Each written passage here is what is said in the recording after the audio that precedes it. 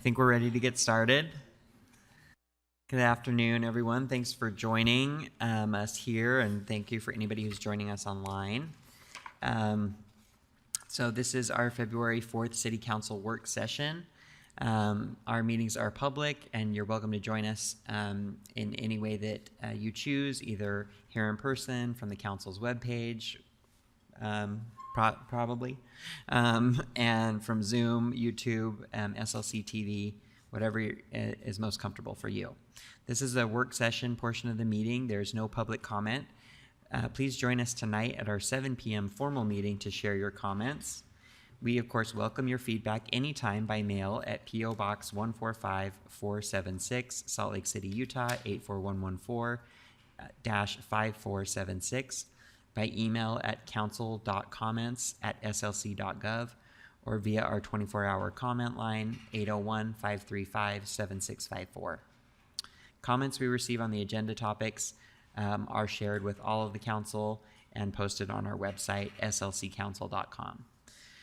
The first item on our agenda is an update from the administration. So we have Katie Schnell, the Executive Assistant to the Director of Community Outreach, and Andrew Johnston, the Director of Homeless Policy and Outreach. Hello. Thanks for joining us.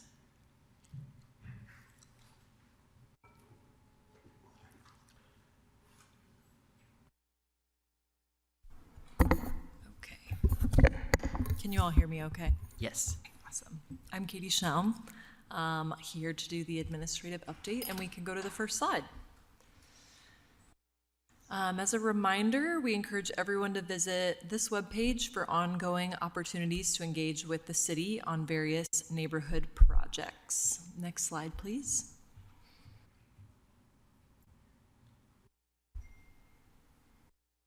And first up, we have a couple of updates from our planning team.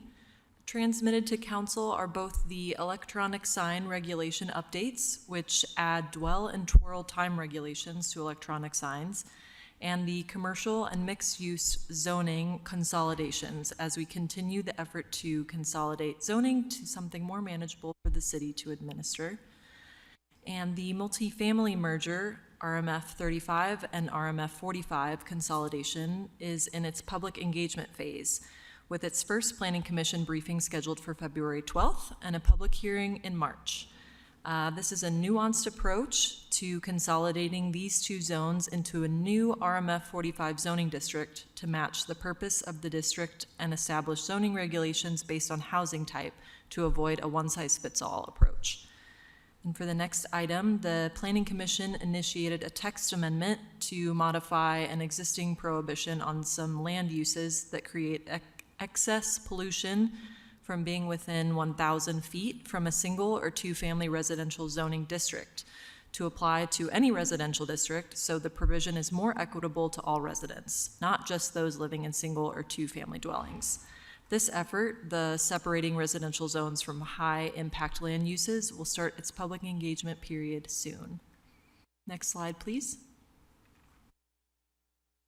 A couple of updates from the transportation team. Livable Streets is entering its next phase. Construction will begin on zones 2 in Sugar House, 3 in Glendale, and 4 in Poplar Grove.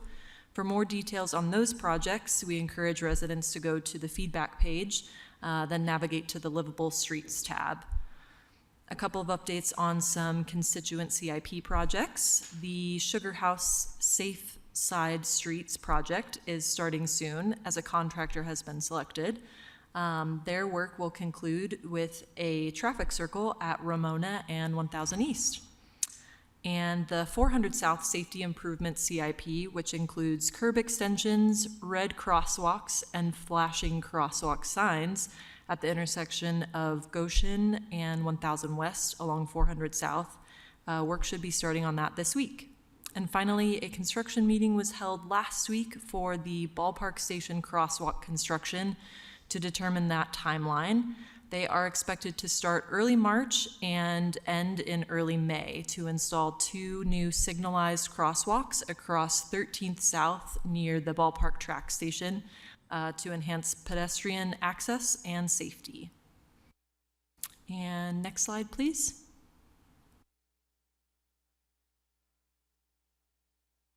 The mayor's office has a packed February community office hours list here. We encourage residents to come and talk with our team about any questions they have about the city. We try to hit every council district in the city every other month, trying to meet folks where they are at. If these times don't work out, we love to hear from residents via email and phone as well. And you can find this list on the community outreach website on the mayor's site as well. And you can go to the next slide, and I will pass it over to Andrew. Thanks, Katie. We have 3 slides today. You can count them down if you'd like with me. The first slide is one you've seen before. We continue to have high utilization of the resource centers. The last data was a couple of weeks ago, but quite high, still at capacity across the board. And that is the link below to look at the online tool that you can see the capacity of each of the resource centers on a daily basis, on a rolling basis. EIM work and rapid intervention work has been slow for a couple of weeks, partially due to code blues. We've had a lot of those last few weeks. This week, look for EIM at Gladiola Street area, the West Industrial area, and then rapid intervention will be in a number of locations. Jordan River area, Backman Elementary, Day Riverside, Cottonwood Park, Hidden Hollow and Sugar House, Redwood Road, places like that. Next slide. Thank you for all the volunteers who helped with the homelessness point in time count. I know a number of you all did in this body, and really well done, well staffed. It was again last Thursday, Friday, and Saturday mornings. There have been some questions I want to address though quickly on this though. We had some questions about police operations during this time.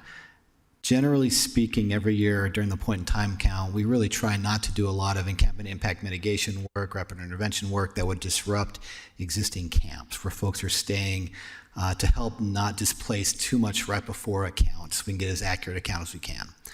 This, what happened this year was we had a number of individuals who were not camping but clearly along the Jordan River, North Temple Nexus, and up to Backman Elementary School. And it was causing a lot of problems with drug trade. A lot of folks going there, dealing, using, all those kind of activities, but not necessarily camping in that area in the number you typically see. So Thursday morning, there was a point in time count from 4 to 6 a.m. Thursday during the daytime, there was a multi-agency operation in that area to address the drug trade. And then we had the point in time count the following morning and Saturday as well. So the intent was not to disrupt point in time count, but there was also some serious security issues happening up there that needed to be addressed. So we tried to balance both those things. Resource Fair is upcoming on the 14th, Valentine's Day at Geraldine E. King.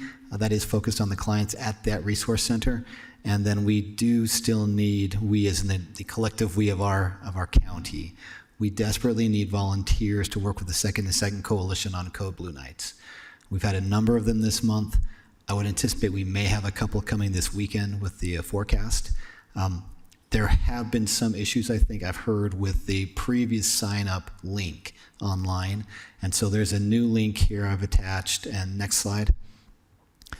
I want to make sure that we get this out to folks. So when you click on the link, it should take you to this page or something similar to this page that gives you information and the ability to get information, to request to be on their list. They will email you back with their needs the day of Code Blues. So I will try and make sure I get the new link to the council office again in our office and make sure that's distributed as widely as possible. Really need volunteers because without volunteers, they cannot open the Code Blues sites. And so far, they've only had volunteers for one of the 2 sites that they need. So really trying to get that out to the public. Any questions? Councilmember Young. Thank you. So I just want to echo your thanks. I had the pleasure of doing the point in time count with Katie, as well as other representatives, both from city council staff and city staff in the mayor's office. Just really grateful for the fact that the city shows up for that in terms of providing that partnership to the county to be able to gather information. Just to quickly share a couple of pieces that I think are relevant to this body and the conversation.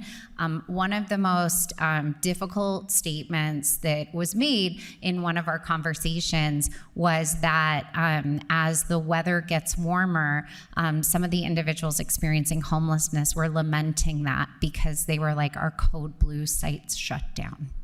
And that was something that they don't look forward to in terms of recognizing that we have that much pressure on the system. So I'm wondering in that regard if you have any updates related to kind of what our future next steps are, recognizing there's only so much information we know at a given time, but just curious if there's anything that we can share with the community as we look ahead to addressing that larger need. Yeah, thank you, Council Member. Currently, the Code Blue statute is statewide, and it's in code. It was done the last 2 years. They've made some modifications. It does kick in at 18 degrees Fahrenheit. That includes wind chill. So if you have 25 degrees with 7 mile-an-hour winds, then you hit the threshold, right? So you're correct. If it's 20 degrees and no wind, it's not a Code Blue night. But if it's 18 degrees and no wind, it is. So it's a very fine line there. And it's really unfortunate that on some nights when it's very cold, it doesn't meet criteria and we can't get people in. There has been a desire to not rely on Code Blue beds. The intent of the winter overflow as a whole with all the additional beds we have all winter long was to meet the wintertime need, and Code Blue was meant to be that really last-ditch emergency option for the really worst nights for a small number of people. What's been difficult is the inability to get enough of those base beds 24/7 during the wintertime means that instead of having 900 of those day in, day out 24/7 beds, you may have 600. And then you have to rely on, instead of 50 Code Blue beds, you need to rely on 250 Code Blue beds to get enough, right? It's not the ideal for anybody. Right, what's happening right now is in our safety and security plan, we did identify that the state is still actively seeking land for a permanent shelter.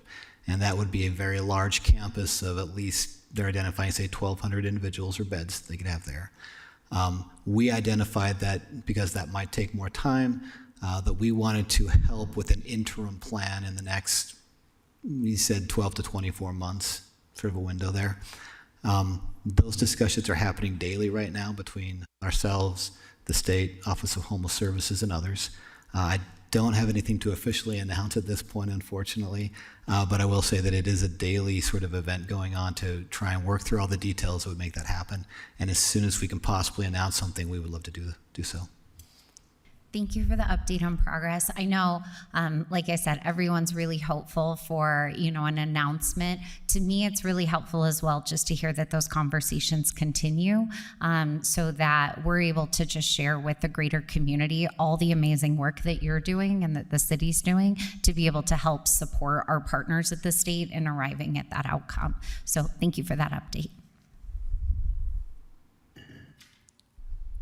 Any other questions?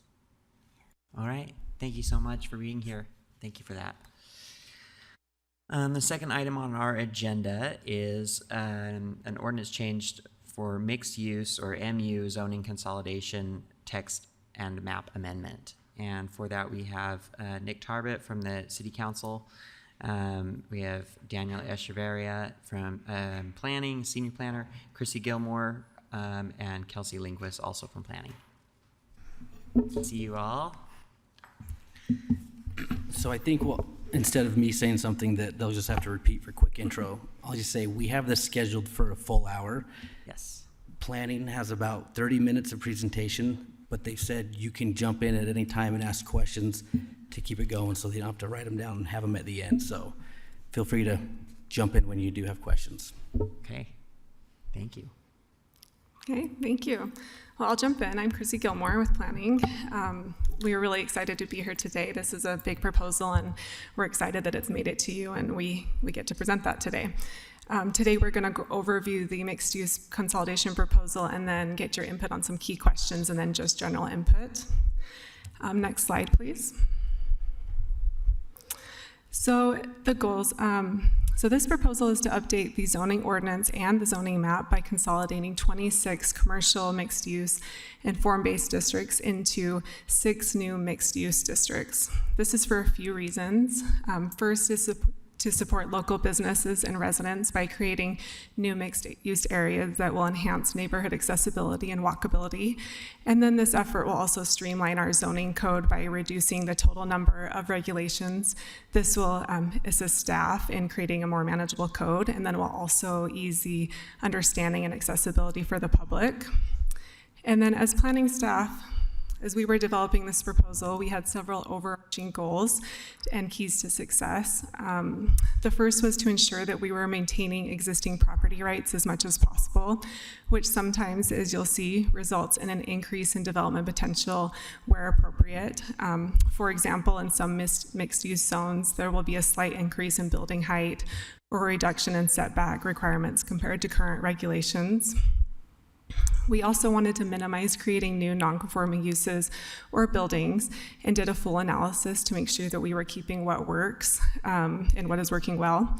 And as part of this, we are hopeful that the proposed regulations will support more by right development and remove barriers to existing mixed-use development. Next slide, please. So to recap the public engagement process, we started this process with several briefings with the City Council, Planning Commission, and the Community Council chairs. After those briefings, we launched a public website, held 8 walking tours, which I know many of you attended, 2 open houses, and tabled at a few community events. As part of the open houses, we also held a youth open house component with those, with more than 100 youth attending from elementary age all the way up to high school. On top of that, we sent out several thousand notices to people in the rezone areas and around those affected properties, directing them to the website. And we also held office hours 4 days a week in the fall, where property owners can meet one-on-one planners to address specific questions about their property and how this affects them. And then as part of the Planning Commission review, we held 10 briefings and 2 public hearings, actually 3 public hearings at the end. And now we're here today. Next slide, please. So just for the presentation today, we are going to go over the consolidated and proposed zones, the different forms and standards, where these zones are located, setbacks, design standards. There is some changes to the M1 and the transitional overlay, and then we'll touch on questions for City Council. Next slide, please. So, as you know, we're consolidating 26 zones into 6 mixed-use zones.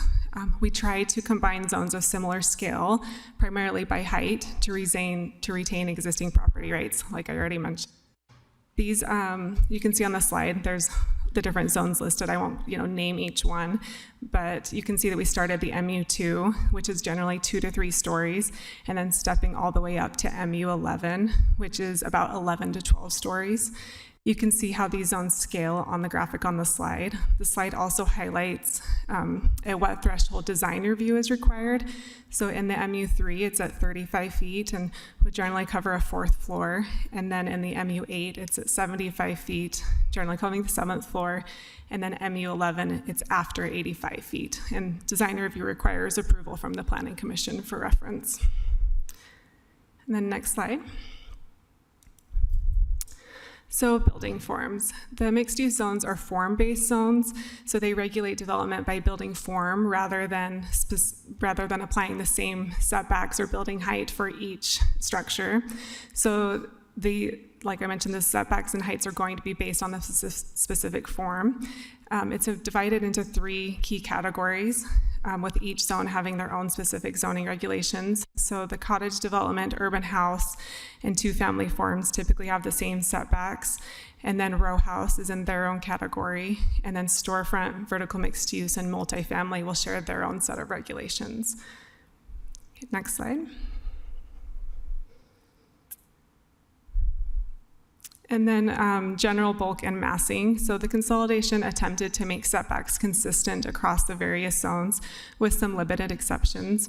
Generally, the required minimum setbacks are higher in the lowest intensity mixed-use zones where there is more of a development pattern of larger yards. And then the higher intensity zones have smaller setbacks where there is a more urban context. Front yard setbacks were pushed closer to the street in favor of appropriate buffering in rear yards. And then some of the larger side or rear setbacks in the existing zones have been changed into setbacks that only apply when abutting a lower scale zone. So for an example, if a property is abutting a single or two family zone, they would have a larger rear yard setback, but otherwise the setback might be limited or there could be no rear setback depending on the building type. And then for height, proposed heights generally remain the same to preserve existing development rights. And where there are existing differences, the changes lean towards allowing slightly more height rather than less.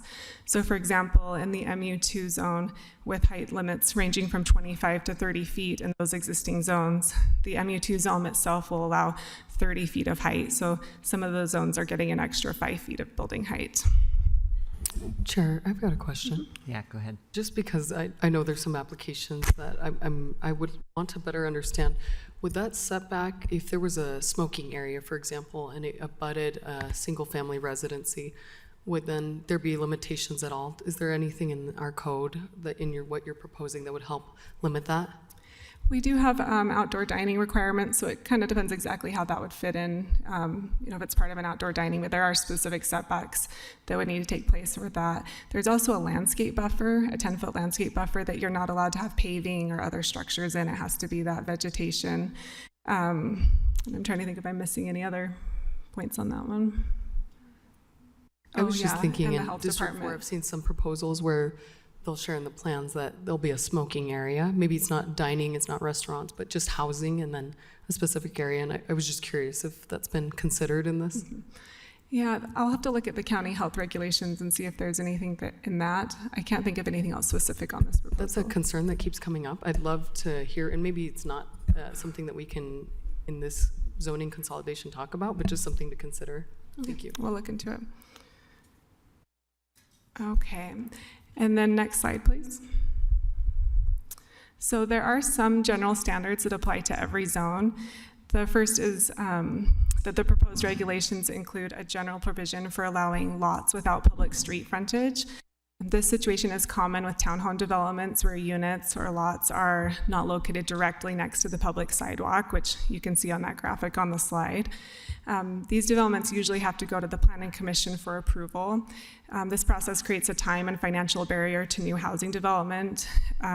With the addition, which Daniel and Kelsey will discuss, with the addition of design standards that are being proposed through this process, we believe that this Planning Commission process is not necessary to mitigate the impacts of those developments. So this proposal does allow or removes that requirement for lots without street frontage. And then open space. Besides basic yard setback requirements, open space was not previously required in all of the associated zones. And so this proposal has a general standard of 10% of the lot area will apply to all the mixed-use zones, with some building forms having additional requirements of 20 to 25%. The code also requires a minimum dimension for at least one of the open space areas of 15 by 15 feet to ensure usability and to help reduce the amount of runoff into the storm drain system. And with that, Daniel will now cover the specifics of each zone. Mr. Chair, Yes, Councilmember Romano. while we're on open space, Chrissy, I'm wondering if you can help me understand. So the open space is for every zone and every building type. And can you tell me what qualifies as open space? Because I know there were some zones where we were allowing things like vertical gardens or rooftop gardens to count as open space, and other zones where we were not. Where are we at on these? Yeah, so it does have a specific list of what counts as open space, and rooftop amenities still do count as open space. And then there are a specific list of what must be included in that open space of, I think they can pick between a few items like benches or other shade structures and different amenities that must be part of that open space. But yes. You don't happen to know the section that's in, do you? You can get it to me afterwards, it's fine. Yeah, let's send it to you.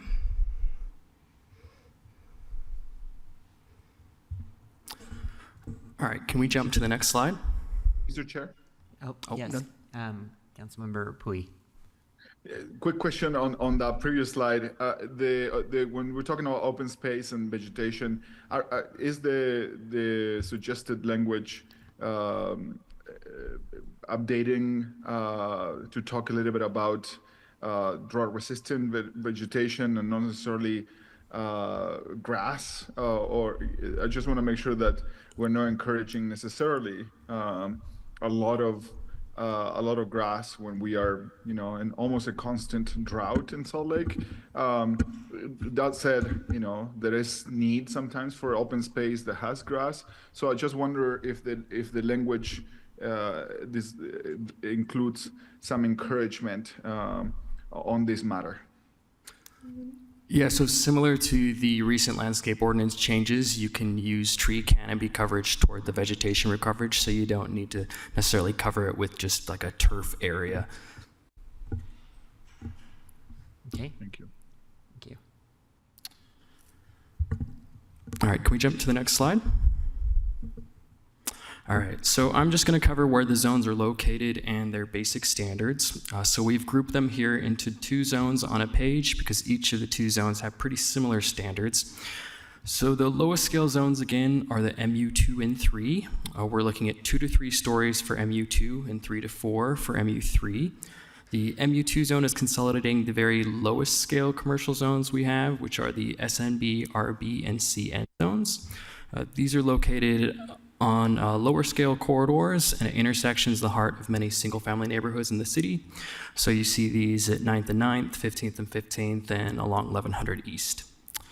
The MU3 is consolidating the higher of the low scale zones, including the commercial or the community business zone and the residential mixed use 35 zone. So the CB generally covers neighborhood adjacent grocery stores and shopping areas. And the RMU 35 covers a mix of properties, mostly near busier commercial-focused intersections, especially on the west side area. Next slide. So as Chrissy noted, there are 3 main building form categories. For the mixed-use, storefront, and multifamily category, we're looking at the left diagram. Heights here are allowed up to 30 feet in the MU2 and 35 to 40 feet with the MU3.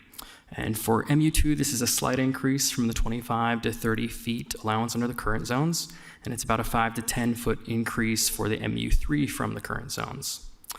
For setbacks, there's limited to no front setback requirement, with more generally required in the rear. For townhomes, these are shown on the top right. You're looking at a little more setback in the front and rear to ensure the residential uses have more privacy and buffering. And then on the lower right, you have the lower scale forms, urban house, cottage, and 2-family, with the highest setbacks, again, to ensure adequate privacy for these types of uses. And then there's a few different components to help ensure compatible scale with neighborhoods in these 2 zones. We have a floor area threshold that triggers design review with the Planning Commission, essentially getting a compatibility review for larger structures, and a lot size width limit of 110 feet that applies to all of the forms to, again, help ensure smaller structures. And then for the MU3, design review is triggered for anything over 35 feet in height, so that extra height would also get some Planning Commission review. Next slide. So the next step up in the zones are the MU5 and 6. They're consolidating several different zones. For MU5, it's covering multiple form-based and TSA zones, including in Central 9th and along transit corridors like 400 South and North Temple. And then MU6 is covering a similar mix of zones, including around the edge of the Sugar House Business District core, and again, some major corridors like 400 South and North Temple. Next slide. So for the MU5 and 6 zones, you're looking at 55 to 65 feet of height. So similar to the other zones, setbacks are again limited, with the key difference in these 2 zones being a variable front setback based on use. So for these zones, residential uses are required to be set back further from the street than commercial uses, just to ensure some ground level privacy for ground level residential uses. Setbacks are otherwise similar, but slightly lower than the MU2 and 3 zones, with the expectation that these zones are seeing more urban scale development with typically lower setbacks. So here the rear yard setbacks are 10 feet instead of the 20 feet that you see in the MU2 and the 3. Thanks. Go ahead, Councilmember Dugan. Yes, thank you. Could you just kind of clarify or explain the difference between on the mixed use, it's 55 height, and then on the townhomes, it's 40 feet on the MU5 and 6? Is it just because there are townhomes that are up to only 40 feet, and then mixed use are up to 55? Is that? Yeah, that's it. Typically, you're not seeing a townhouse structure that's taller than 40 feet, so we capped it at the 40 feet. You kept it at 40 feet? Otherwise, Okay. yeah, otherwise other types of structures can go taller. Okay. Mr. Councilmember Chair. Young. Oh, sorry. Councilmember Young and then Councilmember Mono. If I can just ask a clarifying question. So I'm looking at the form types, and maybe I'm not reading it correctly, so feel free to educate me. But do we have an example of a multifamily residential in MU5 or MU6, or is that like not compatible? Can you not have that?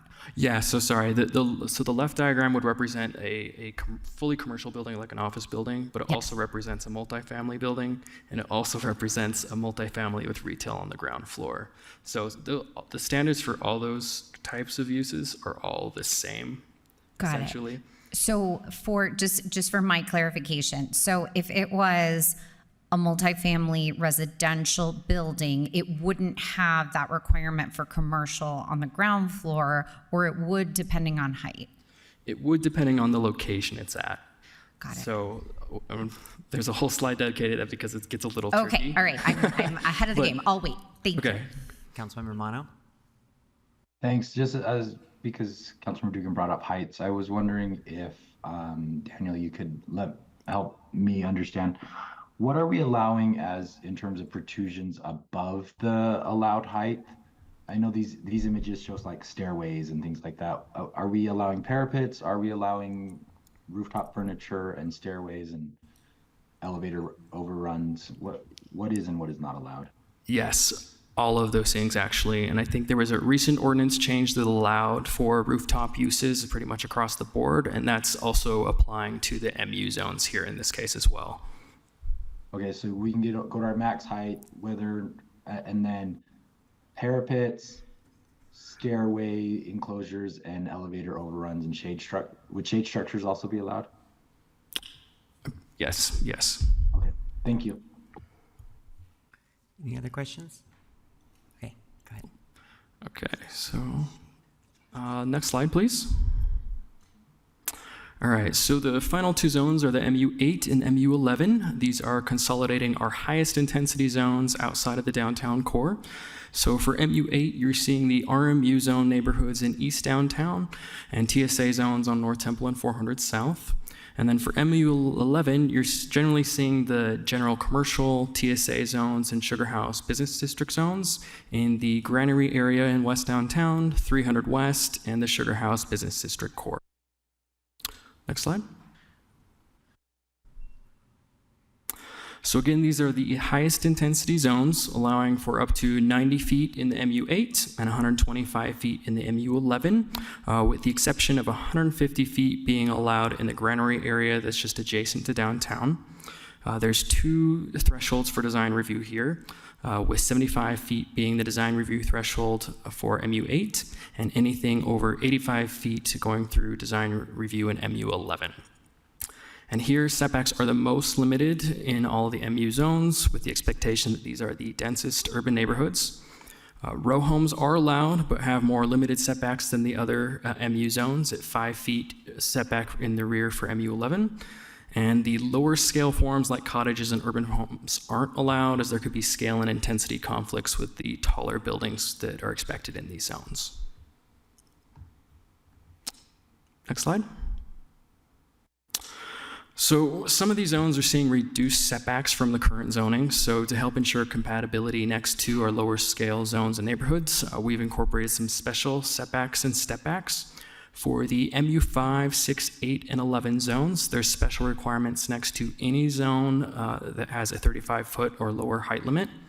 So for the rear, there's a 20-foot setback and then a 10-foot step after 30 feet of height.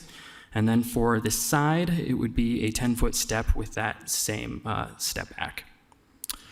And then for the MU2 and 3, since those are lower scale, there's just a setback next to any residential zones, and that's 20 feet in the rear and 10 feet on the side.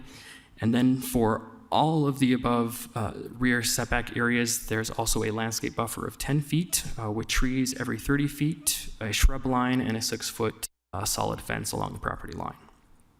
And then we've also incorporated a special setback next to historic landmark buildings to help provide some visual compatibility and buffering. That's one thing that we heard a lot of feedback on through the process. Next slide. Mr. Chair. Yes. Mr. Chair. Oh, sorry. Thank you. Councilmember Pui.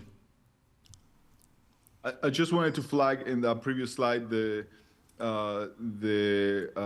landscape buffer. And in one of the very recent meetings, we have indicated council interest in working on some of those things, including some of the shrubs and the rules around them, and then the height of the fence. I just want to make sure that those are incorporated to what the council believes is maybe the right direction in that on those. So those standards were recently changed with the landscape ordinance, so we've incorporated the same requirements for the MU zones that were incorporated universally in that landscape ordinance changes. Yeah, and the council, we indicated the legislative intent to move the fence height to 7 feet, which matches with the matches. I wonder if this applies in these zones. Maybe it doesn't. Maybe that's why I'm maybe getting confused. I'm not sure that we've started working on that and incorporate it into this zoning yet. Is that correct? So, like Daniel just said, it sounds like they haven't started on it, but when you go through that process, this section of the code could be updated as well. At that same time, you just we'd make sure to capture that before we go to the Planning Commission. Okay. If the council does adopt those changes ultimately, I guess. Okay. We have Nick Morris, Planning Director. So that legislative intent focused on residential zones. We are working on it, but it didn't focus on this. We're happy to incorporate that if that's the direction of the council. Okay. Yeah, very quickly, Mr. Chair, I just as a matter of consistency, I think that maybe benefit to the residents of knowing that density is a thing that we in some ways encouraging in some of these zones. So I wouldn't. I think it will make sense to me to just be consistent to allow that, to allow those things. Okay. Councilmember Mono. Thanks. Yeah.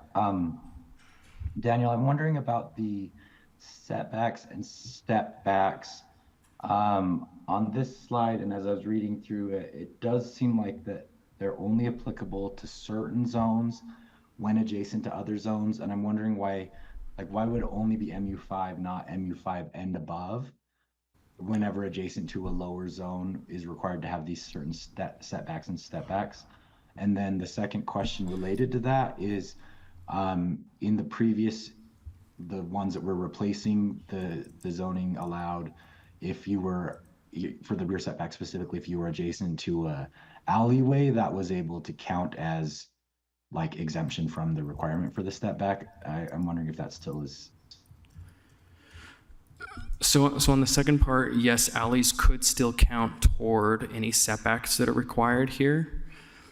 On the first question, I'm sorry, it was a little hard to hear, but the standard does apply to MU5, 6, 8, and 11. So any zone that allows over 35 feet has to have a step. Okay. I missed the plus, thanks. Okay. All right, go ahead. All right, can we jump to the next slide? So another significant part of these zones are the design standards. These are mostly design requirements for building facades, for things like windows, doorways, and ground floor use requirements. The MU zones have very similar standards to the existing TSA and Sugar House Business District zones, just for example. The big change here is the expansion of these standards to so many new areas of the city that previously had few design requirements. Previously or currently, there's a number of zones that simply to have a requirement for a single door on a facade with no other features on that facade. So the proposed standards are pretty consistent across the MU zones, with the exception of the urban house, two-family cottage forms that are mostly exempt from design requirements just due to state code. Next slide. So just to give you some examples of design standards, there's doorway requirements every so many feet along a facade, minimum amounts of glass required for both the ground floor and upper levels of the facade, durable exterior materials that apply to a certain percentage of the facade, ground floor active use requirements, meaning uses besides parking and storage that apply to a percent of the facade. This is generally 75% facade length. There's also a maximum facade length, which is generally 200 for most MU zones, and then 110 feet for the lower MU2 and 3 zones. And then equipment and service area screening, just so we don't get those types of uses directly on the front facades of buildings. And with that, I'll turn it over to Kelsey. All right, next slide, please. Okay, so to answer some of your questions, Councilmember Young, we'll start with the MU2 and the MU3 districts. So the MU2 zone includes regulations to prevent the loss of existing commercial uses that serve neighborhoods. So it prohibits replacing commercially used buildings with exclusively residential ones, such as townhomes or apartment buildings. It would also require active ground floor uses such as retail, restaurants, or bars along every public street. Residential uses could be incorporated above the first floor or behind the front portion of the building. The zone does allow some exceptions for existing properties that are currently used for residential uses, and those properties would be allowed to continue to be used for their residential purpose or be redeveloped as fully residential buildings. For the MU3, outside of the just described situation, an enhanced active ground floor use are proposed to be required at specific intersections and corridors. The reason for that is that our MU35 is mapped in large areas where commercial is likely not feasible. And the zone was somewhat intended to support some non-commercial development as well. So for example, the code would require an enhanced active ground floor use, meaning something outside of residential uses, specifically retail, restaurants, bars, art studio, civic uses, for example, along 900 South, 2100 South, Parley's Way, 13th East, 600 North, 7th North, and on the corners of any arterial or collector street. For the MU3 and MU11, it's required along certain corridors and intersections. For example, 900 South, 2100 South, 11th East, 3rd West, 4th South, and North Temple. Next slide, please. And in order to incentivize large commercial active ground floor uses, an applicant can increase their overall height by increasing the ground floor beyond the required 8 feet or 12 feet by code and have it offset by the overall height, meaning they can add the increased height to their building height. So if they increase beyond the 8 feet, they can add that on top of their building. Next slide, please. Okay. So staff did modify the land use tables to be applicable to the intensity of the proposed district. I'm going to briefly discuss the changes to each land use table in relation to each MU district. So the MU2 allows for lower intensity types of commercial and mixed use land use types. These are generally similar to the existing districts being consolidated, except for the introduction of new residential land use types. MU3 is slightly more moderate in intensity types of commercial and mixed use, and also does allow for those new residential uses. Again, as mentioned earlier, MU2 and 3 limits the replacement of commercial uses with residential development. MU3 allows moderate intensity types of commercial uses, and this is one of the only proposed districts that will allow several drive-through uses as a conditional use. It's a more vehicle-oriented type of district. MU6 is a moderate intensity. It's very similar to MU5 except for the allowance of the conditional use for drive-throughs. MU8, more intense types of commercial uses and introduces the allowance of some limited warehouses. And MU11, this was the most challenging land use table to put together. It does not allow the majority of the impactful land uses identified in the general commercial district. And it generally it focuses on promoting higher intensity commercial and mixed use land use types. Additional updates were done to the definition chapter to clean up land use tables or land uses, modifying existing definitions, and to delete unnecessary and repetitive land uses. Yes. Go ahead. Wait, Councilmember Dugan? Yes, yeah, please. Thank you. Back on the drive-throughs, a couple years ago, we prohibited new drive-throughs. And how does this, that still overrides this, right? This would only be currently lots that already have a drive-through. So a couple years ago, new drive-throughs were prohibited in the Sugar House Central Business District. The MU5 is not mapped in Sugar House. Okay. Yeah. Gotcha. Thank you. You're welcome. Next slide, please. Okay. The consolidation project does include an update to off-street parking requirements. The number of parking spaces required for a property will depend on its specific use and the parking context, which is determined by the zoning district the property is located in. The context for the districts proposed to merge into MU2 and 3 will remain as neighborhood center. The context for MU5, 6, 8, and 11 will depend on the property's distance to a fixed rail station. Developments more than 3/4 of a mile from a rail station will use the general context. Properties between 1/2 mile to 3/4 mile will use the neighborhood center context, and properties 1/2 mile to 1/4 of a mile will use the urban center context, and within 1/4 mile, the transit context. This approach takes into account the diverse parking needs across different areas of the city, recognizing that some areas are well served by transit while others are not. By tailoring parking requirements to transit proximity, this proposal prevents excessive parking near transit stops and ensures adequate parking in areas lacking transit access. Regarding the sign chapter, we made updates to definitions, removal of tables associated with districts being consolidated, as well as the addition of one new sign type called a pylon sign. Next slide, please. Can I jump in on the parking piece real quick? Oh, are you addressing that on that next one? No. No, okay. No. Go ahead. So I just want a couple of clarifications here, because I'll be honest, I have residents on every side of this spectrum, from those who are like, there should be no parking requirements ever because, we have concerns about air quality, to the other side of it where people who live near what could be developed buildings, but in single family neighborhoods are like, if there's no parking, those people are going to park in front of my house. And that there's that tension between the two.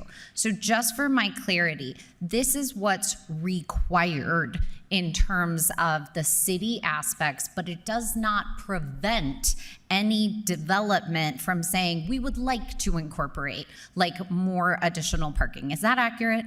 That's accurate. So our current parking chapter allows, there's no minimum or maximum for structured parking. So if somebody wants to integrate a structure associated with their development, we wouldn't cap the number of parking spaces. Thank you. You're welcome. Next slide, please. So due to the consolidation of the Sugar House Business District, the design review trigger will change from 30 feet to 85 feet. This will decrease the number of design review applications reviewed by the Planning Commission. And then a big change will be the consolidation of the TSA districts. And the point system will be deleted, and development will be primarily by right unless a proposal is over height or is seeking some sort of zoning modification. Next slide, please. The consolidation does include deleting 4 existing overlay zones. These include the South State Street Corridor Overlay, the Downtown Main Street Core Overlay, the Light Manufacturing Height Overlay, and the current version of the transmittal or the transitional overlay will be replaced. I will discuss the amendments to the transitional overlay later in this presentation. Next slide, please. The map amendment portion of this proposal does include rezoning several properties from M1 to MU6. The general location of these properties is between 800 South and 1900 South, between 6 West and 1000 West, and includes property along Redwood Road between 500 South and Indiana Avenue. This is a significant zoning change because M1 allows for commercial to light industrial development, but does not allow for residential. These properties are all located within the West Side Plan area, and the West Side Plan area includes policies that support transitioning these properties away from industrial type uses to lower intensity, like housing and commercial uses like retail. All M1 properties that are being amended will become MU6 to be consistent with the development allowance in M1. Next slide, please. Okay. As previously mentioned, this overlay is being modified to address concerns that staff encountered through the public engagement process. This overlay addresses the drastic change in land use and development allowance for properties currently zoned CG, as well as the M1 properties included in this proposal. The overlay will allow additional uses, which were a selection of more intensive commercial uses from the CG district that have a potential for some limited negative external impacts. The transitional overlay will preserve existing land uses that are considered to be slightly more intense than what is commonly found in mixed-use areas, and will also permit new businesses with these types of land uses located within the overlay. The overlay will require additional buffers of 10 feet on the side and rear property lines. This will help to buffer residential uses from potential impacts from these land uses. The overlay also provides some flexibility with the proposed design standards. The flexibility is to ensure that these types of uses can be constructed, and design standard flexibility can be granted when landscape front and corner side yards are increased through adding vegetation, increased tree coverage, and increased plant variety. Next slide, please. Okay. This proposal will rezone several properties along 5600 West, extending from I-80 to SR201, from CG to M1. The Northwest Quadrant Plan Future Land map shows the 5600 West corridor as light industrial. And the M1 zoning district is consistent with that designation on the future land use map. The area is primarily within the Airport Flight Path Overlay Zone B, which prohibits residential land use and as a result, mixed-use development. We are completely striking the general commercial district from our code and the map, so the properties need to be rezoned to another district. Most of these properties are already developed for warehouse or other uses allowed in M1, and rezoning to M1 will accommodate all existing uses and align with the zoning with the surrounding M1.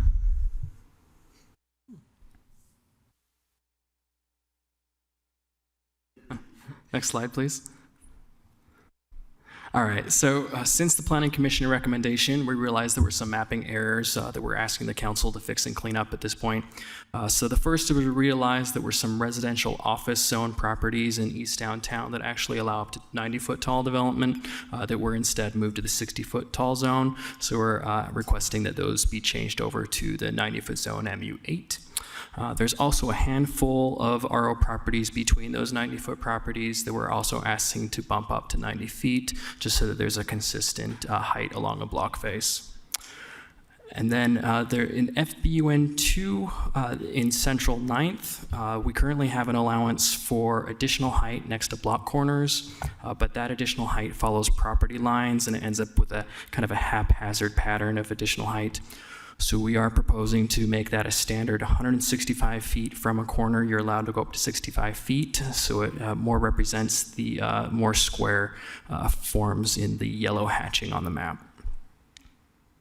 Mr. Chair, Yes, Councilmember Romano.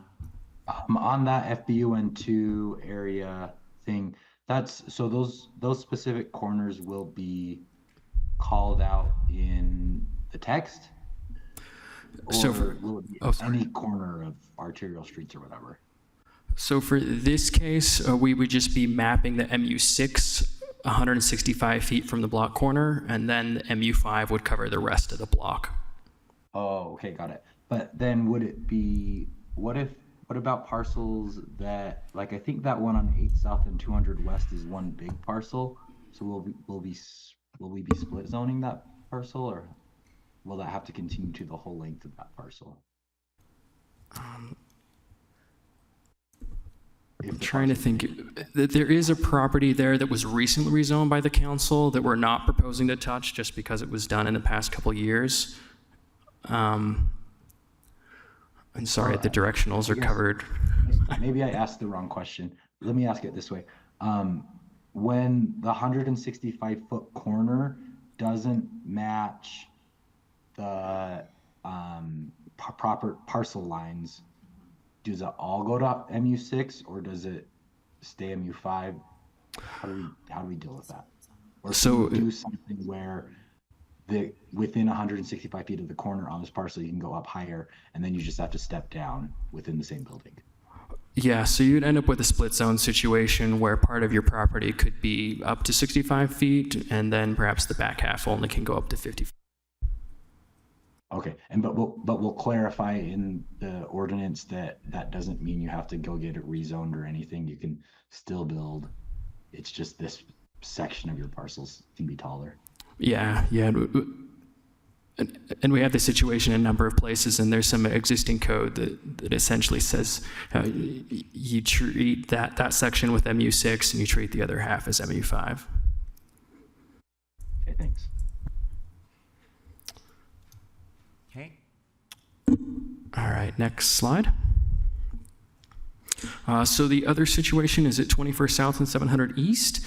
So this is a shopping center that currently half of it is zone FBUN1, which is a low-scale residential zone that essentially makes that all of those commercial uses non-conforming. We did initially propose to change that over to MU6 to match the rest of the shopping center. But based on direction from the commission to not do wholesale rezones, instead go straight across from one zone to a similar zone, we are proposing to just leave that as FBUN1 and let the property owner come in at a later time to rezone that property. It was a relatively recent downzoning decision by the council about 10 years ago.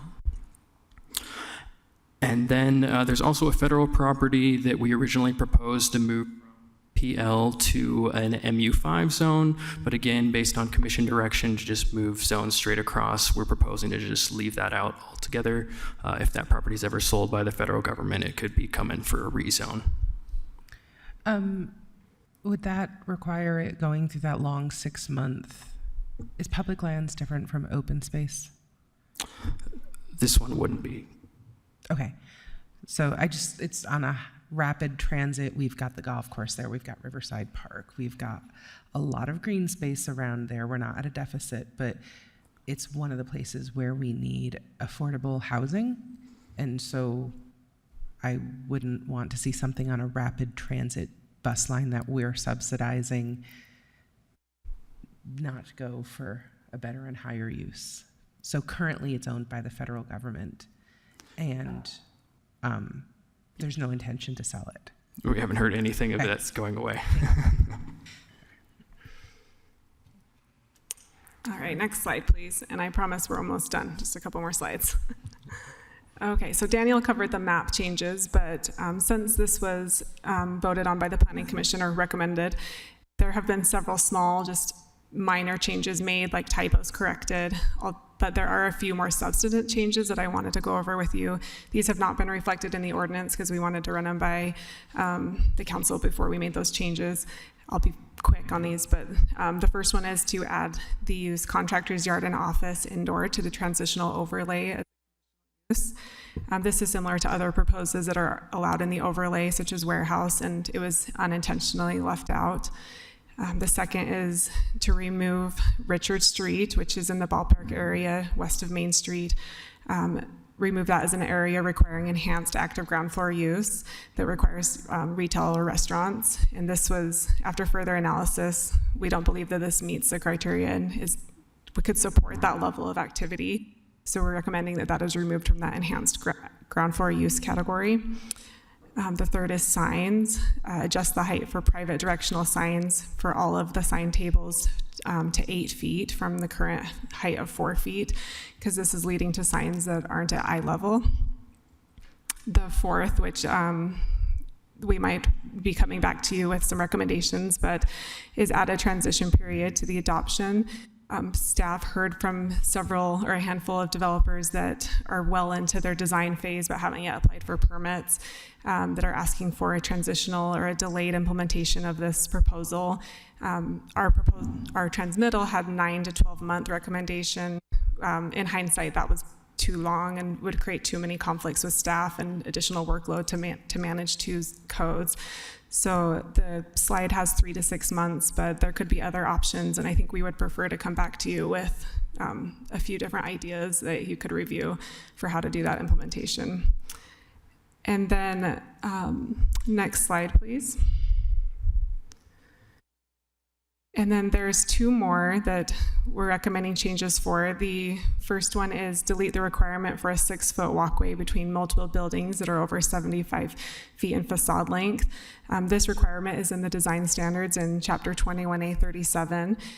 There is already a requirement for 15-foot break between the buildings, and requiring a 6-foot walkway that might lead to nowhere probably isn't functional, so we're recommending removing that 6-foot walkway requirement. And then the next one. Sorry, I have one more question. Oh yeah, go for it. Councilmember Romano. Sorry. Oh, sorry. My questions were on the previous slide, so maybe sorry. we let them finish this slide and I Okay. can go back to it. I will hurry through and then we'll go back. And then the final change is add a prohibition on mature coverage counting towards the required park strip vegetation in the MU8 and MU11. So the downtown zone ordinance updates in 2023 required the ground level vegetation in park strips, excluding tree canopies, from meeting the minimum vegetation requirements. This aimed to assure a mix of greenery at both the ground level and canopy levels. In 2024, the landscaping ordinance reversed this by allowing tree canopies to count towards vegetation requirements to prioritize water conservation. The current draft code keeps the downtown and gateway zone exception requiring ground level vegetation, but in all other MU zones, it allows the tree canopies to count towards the vegetation requirements. However, based on further analysis, we are now proposing extending this requirement to the high intensity mixed use zones, the MU8 and the MU11, where narrower park strips make taller vegetation and vegetation on the ground essential for pedestrian comfort and separation from traffic. Okay, we did it. We made it through. Wait, can I just ask for a clarification? So, I'm sorry. I'm trying to follow, but I got a little lost. So on the park strip vegetation piece for the MU8 and the 11, we're saying no tree canopy is recommended to count? Like, sorry. Yeah, so the way the code is written is that the canopy can count towards that 33% vegetation requirement. And we are recommending that at least in the MU8 and the MU11, it doesn't count, so that we also have vegetation on the ground to provide that separation and pedestrian comfort. That makes more sense. Thank you.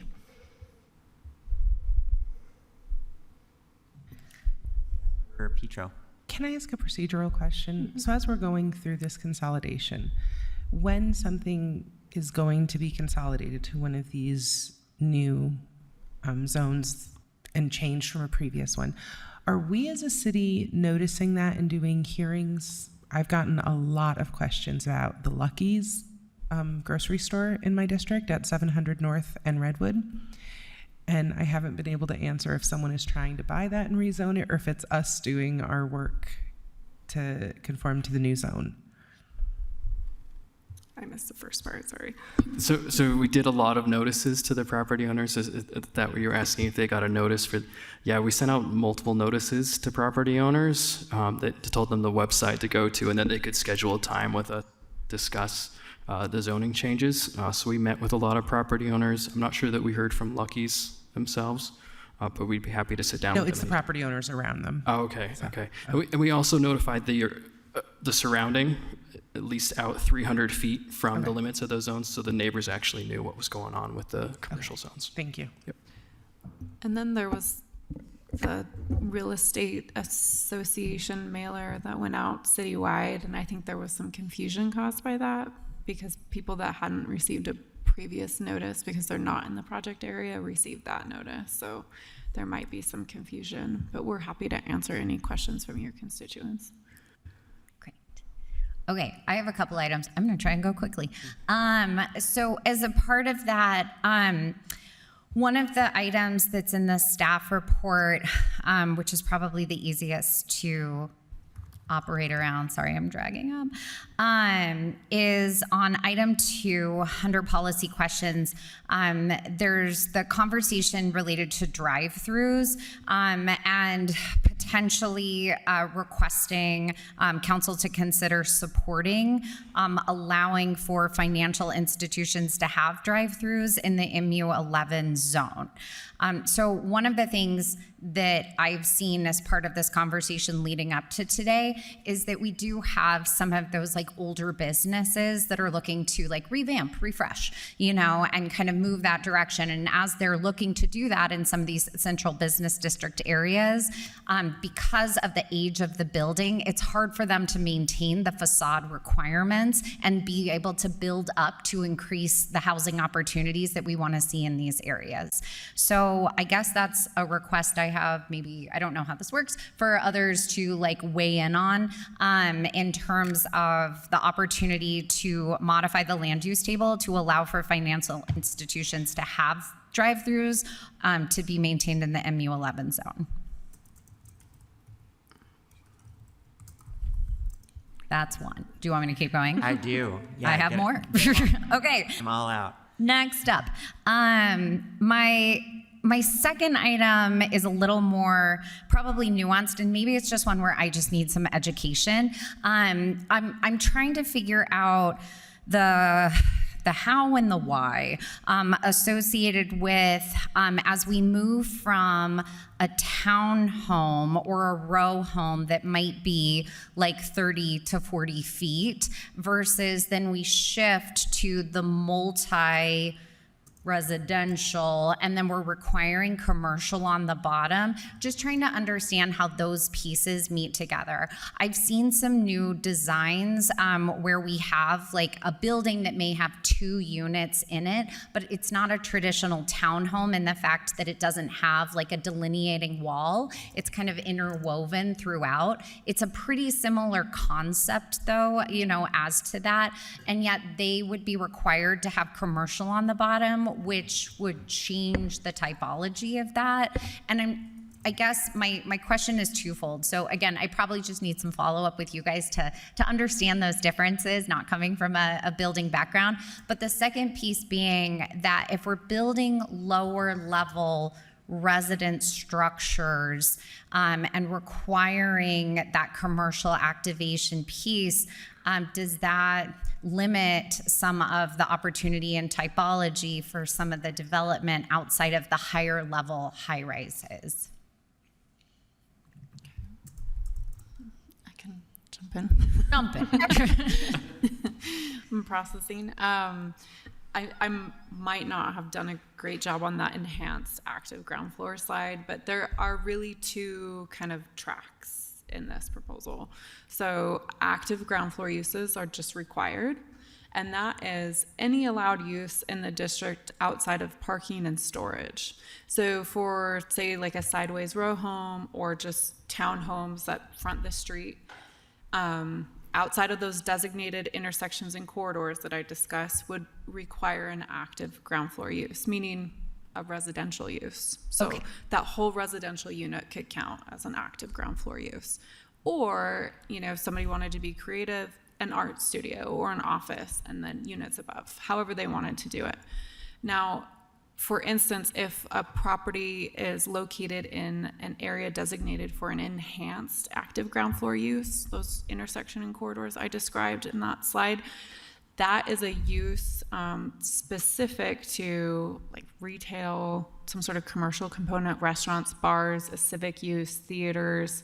We have a list, but we do allow the Planning Commission or the Planning Director to make some calls on similar uses. So those are kind of the differences that you'll see. So, which is why we've identified Richards in the ballpark area as not being an appropriate street for an enhanced active ground floor use, right? You don't have the foot traffic in that area to support that. Okay. And then similar to like our existing code and kind of land use, would there still be a process by which, let's say there's like this one unique property that has like its own thing, you know, and that as a part of that, they want to pursue potentially, you know, like a variance related to that, would they still have that opportunity to be able to go through our normal processes for a unique need? It wouldn't be a variance. There would also be two tracks. It depends on what they're requesting modification of. It could be a design review or it could be a plan development. Awesome. Okay, my last item, sorry, I will, and then I'll be done, is related to, it's not going to shock our planning staff, MU11. So MU11 has a specific call out related to additional height within the area bounded by 400 South to West Temple Ramp to 300 West to I-15. Can you just help explain kind of our why behind that? Yes. Sorry, I'm doing a lot of talking. That was part of the downtown Heights project. The name is escaping me, probably from trauma. No, it's okay. The Downtown Heights project, where we identified the greenery area, which was part of the downtown plan, to have like a boost in height associated with the general commercial district. So that's why there's that geographic carve out for greenery. And general commercial everywhere else in the city has a lower height threshold. And so similar geographic call outs could be accomplished for MU11 and other areas of the city. Okay, so I'm going to throw District 7 on the table for that as it relates to some of the recent follow-up conversations that have happened in the Planning Commission as they've been considering individual projects that are coming through. I think that I would love to see that type of an opportunity for south of 2100 South as bounded by 13th East and McClelland all the way over to the freeway. And that opportunity for additional height in that area. We know that there's new development that's coming. We also know the residents don't want a canyon. And so in terms of being able to create additional height to also allow for lower height and more of a mixed use within that already commercialized area, that is something that I would love to see included as part of our efforts moving forward. I do think it benefits the economic opportunity zone to create more housing in that space. And I think that this would be a great way to signal as a city that we want to see more residents in that area. Just a follow-up to the height in this area would match that of greenery up to 150. Okay. Thank you. Great. Councilmember Romano. Thanks. Yeah, I'm supportive of what Councilmember Young just said about Sugar House. I think that's appropriate. Let me back up. This is really great work, planning staff. Thank you for all your hard work on this. One thought as I was looking through the maps is, and I don't think we can accomplish it in this ordinance, but I think that overall, looking at the map of our city, it would be nice if there were more MU2 and MU3 pockets within neighborhoods. So I don't know if that's something that maybe we can accomplish when we look at potential changes to the R1 zones of mapping MU2 and 3 within some of those neighborhood corners. I can think of several places like in Liberty Wells where we have, like, for instance, where Alchemy Coffee is, we have just, a few spots, but I would like more places like that in our city where somebody living in a residential neighborhood could walk to a neighborhood shop. So I would like us to look at again, I think it probably has to happen in a different ordinance because we'd be looking at not parcels that were noticed for this ordinance, but changing some of the R1 zones on significant corners to MU2 and 3. On the Richard Street question, I think Richard Street south of 13th South makes sense that it couldn't require enhanced ground floor uses, but I'm wondering if we want to reconsider Richard Street north of 13th South. Seems like that might be more amenable to that, and that's part of the Ballpark Next area as well. And it just seems like there's that. It's just a question that I'd like to consider.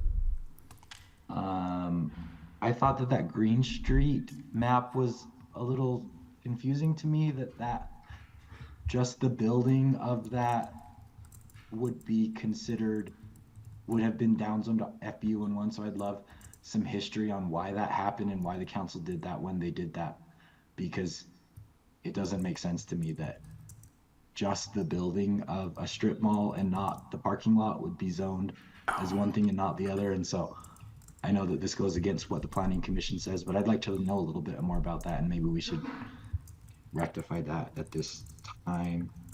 I think I'm wondering, there's a few spots in my district that I think I would like to consider a couple map changes. Some parcels along State Street, I think, could go up to MU8 instead of MU5 or 6. And then I think also some parcels in the Ballpark that are slated for MU5 might be more appropriate for MU2 or 3. I'm thinking of like Coatesville Avenue or some of those where they are commercial corridor right now, but are really single family houses. And I'm wondering if we want to, I would like to look at some of those parcels. And so I think that's probably an offline conversation I should have with planning staff at some point. But I think there's sort of between Main and State some parcels that I'd like to downzone, and right along State some parcels that I might want to upzone a little bit as we're doing this. And then my big question, which I can also take offline, is as I'm looking through the tables, it seems to me like there's some places where we could create even more consistency throughout all of these MU zones. For instance, one easy one is open space. We're requiring 10% in some areas, except for MU8 requiring 20%, and then MU11 we're back down to 10%. Why not just 10% across the board? The rear yard setback is a little strange to me. 20 feet in MU2, and then it goes down to 10, and then it goes to 10 except for 20 when it's abutting certain things.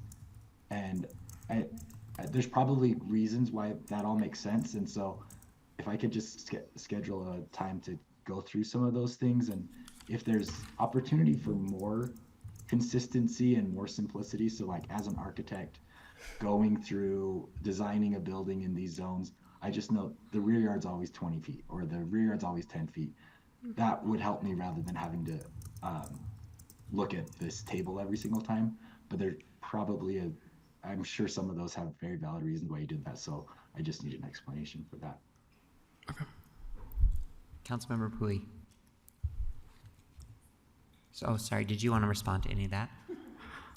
We're happy to meet offline to discuss Okay. all those questions for sure. Great, that's what I thought you'd say. Councilmember Pui.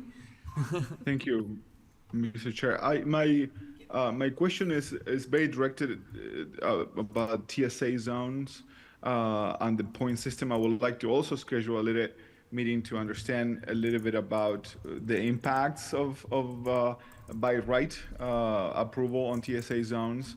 I know there's a lot of concerns in my part of town about TSA, and some good and some bad that have happened with the development of TSA in the area and the impact on the neighbors. But let me cite one that I'm curious about. There is a property on 900 West and corner with 200 North. there is a large apartment complex, and because of this, again, I'm like not an expert on any of this, but my understanding is because of the size and the location of the building, pretty much the whole side of parking on 200 North was removed, the street parking, because of fire lane concerns. So not only the building doesn't have any parking units, as you know, TSA zone allows, but now we have removed all of the parking spaces from the side of the block side, the block face, and it's a very large building. So I will say that it's probably 3/4 of the block now doesn't have any parking.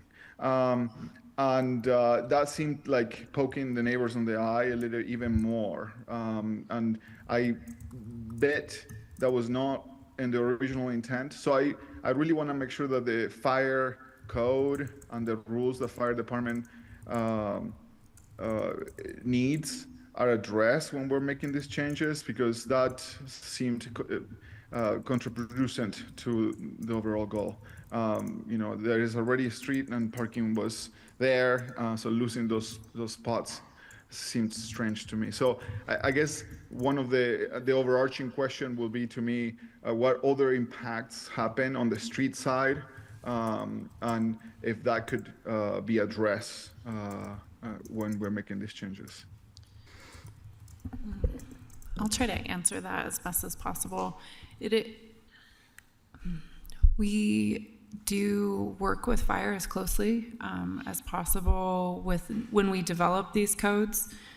And then when development projects come in, we route to fire always. It is challenging when on-street parking is removed to meet fire access, and planning often doesn't have a say or a role in that. We have been discussing kind of internally about maybe some policies to try to work on when that would be appropriate to remove on-street parking for fire access, and whether or not, you know, an applicant should really like relocate some of that parking because it is impacting the public at the end of the day. That's to come. But outside of, you know, working really closely with fire, it is challenging to anticipate when that's going to happen on some of these smaller streets. I think we've seen it like on Emerald in Chicago, 200 North, and then also in the Central 9th area. That's very interesting to me, because I don't understand the process, so I would love to learn a little more about how that process works, between the approval and the permits and the fire department's feedback. But you know, to me, this is, you know, 200 North is not a very small street. I will say that the parking strip is probably 25 feet wide, and the street is a very large, you know, typical Salt Lake street. So to me, it makes sense that maybe trigger some street redesign or something like that to address the concerns and make that area a little more walkable even, but maybe relocating some of the parking spots. So I know that you know, this could be spinning into something more complicated, but TSA is a major part of my district and District 1. And I want to make sure that we are addressing some of the concerns. If we see more apartments like that one, which I think we may, you know, that means that we're going to lose the parking that we have and some of the neighbors rely, and then adding probably thousands of units into those neighborhoods that without any parking units in many of them. So I just want to make sure that there is some acknowledgement on that. We would love to have a follow-up conversation with you or other interested council members about kind of the process that happens with development review and then fire and transportation's involvement. It's not TSA specifically, it's buildings over 30 feet trigger aerial apparatus requirements. And so basically MU3 and above there has to be adequate fire access. And if it's okay if I jump in on, this might be getting too into the weeds, but one thing this proposal is doing that might help some of these instances is that there are some front and corner side yard exceptions. So like on the 200 North project where there is that large park strip, the MU code has an exception where if there is a 30-foot setback from basically a 30-foot setback to the property line from the street, they would be exempt and wouldn't have to do that front yard setback, because the fire also comes into play with the distance from the street and how that aerial apparatus equipment can reach the building. We can provide more information on that, but we are attempting to address some of these problems through that as well. I just wanted to add that I also have some questions about the TSA and parking that Councilmember Pui raised, so I'd like to be a part of that meeting too. Anything else? All right. Thank you so much. We really appreciate it. Oh yeah, great job. That was a lot of work. And yeah, I think it was Councilmember Mono who pointed out like what a huge undertaking this was. And yeah, we're really glad that that you were able to get so much feedback already. So thank you so much. Way to go. If it's okay, there's some of the outstanding straw polls that maybe at a future briefing we could bring back relatively quickly if the council would like to. After we have some of the meetings to discuss with council members on the various questions about parking or some of the parcels and stuff. Yeah. Okay, thanks. Not today. Yeah, okay. All right. Mr. Chair, Yes, Councilmember Mono. can we just work with Nick Tarbett then to figure out when we have follow-up questions, how to get those things scheduled? Because I assume we wanted to. Yeah, well, Councilmember Mono, we can work on setting up some small group meetings as quickly as possible. Okay, great, thanks.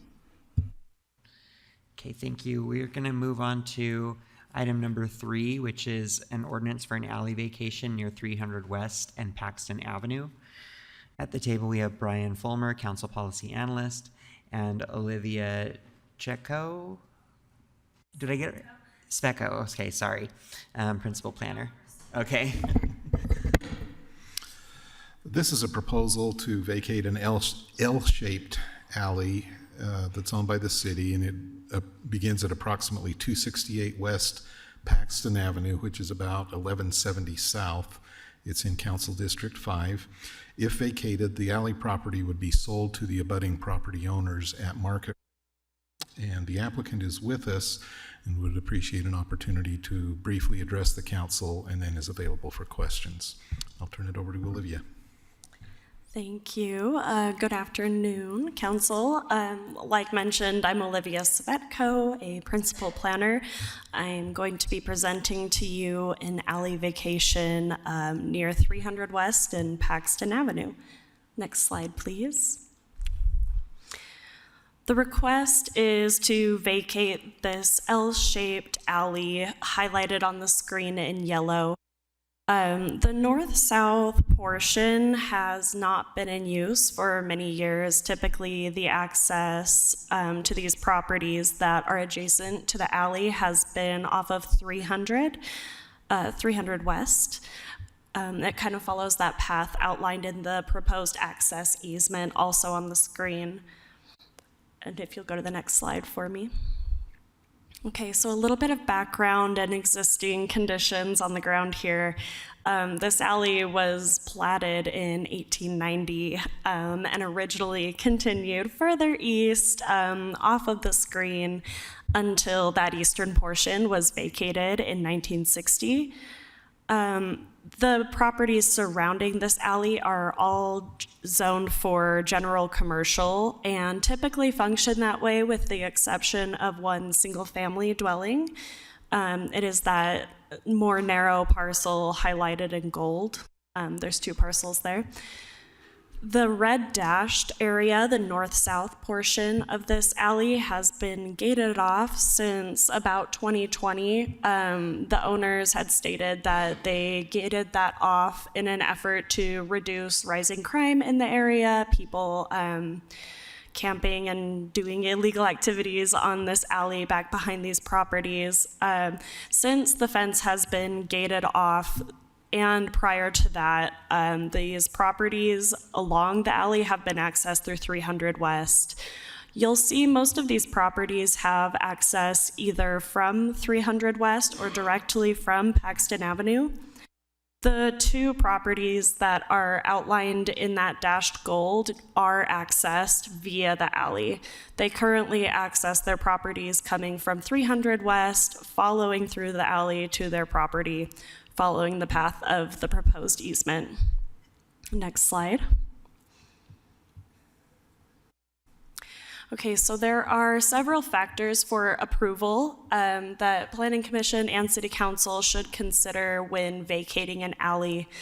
One of them is that the petition satisfies at least one of the following policy considerations.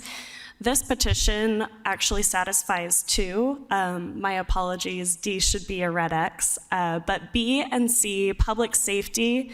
The alley was substantially contributing to crime and unlawful activities, so that's something that this petition meets.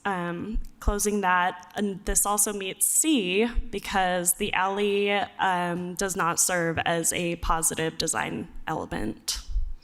Next slide. Additional consideration factors. One of those consideration factors is that the petition meets one of those previously stated policies. Others include that closing the alley will not deny any property access and will not result in any property being landlocked. With the easement in place, this petition meets that. The only standard or factor for approval that this petition doesn't meet is the requirement that all relevant city departments have no reasonable objection, which I will address on the next slide, please.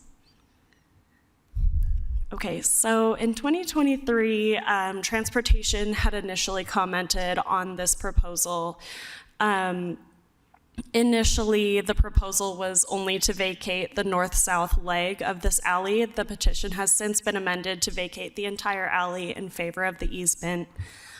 Transportation does not support the proposed alley vacation, stating that the proposed easement is not a suitable substitute for a public alley. Next slide. This last September 25th, the Planning Commission unanimously voted to forward a positive recommendation to the City Council for the proposed alley vacation. And I believe that is my final slide for you guys. Yes, Councilmember Dugan. Thank you very much. On the access guaranteed, what does that mean? Because if I'm a property owner, 6 and 7 are two separate lots, so they could be sold separately, and property 8 and 9. If there's an easement there, is that access mean by foot, car? How does if property owner 4 and 5 decided to build a fence around there, it's an easement, they can still access, people can walk through there, but they can't drive through there. What's the definition of that guaranteed access? And how does that work? The access easement protects access to all of those abutting properties by vehicle. By vehicle, okay. That was my question. Okay, thank you. Chair, I just want to clarify, thank you. By vacating it, it wouldn't change the use ever. It would still continue to be that alleyway. That is my understanding, yes. And I also wanted to mention, I think we did earlier, but the applicant is here as well. And Are there any future plans for the applicant to change use or to, I'm looking at these different properties, but there's certainly a future where they could be purchased and consolidated. Certainly. There's not currently a plan that we've seen for these properties. You're fine. The proposal is just to close the alley. It would be challenging to change the use or to build over that if there's an access easement recorded on property. So.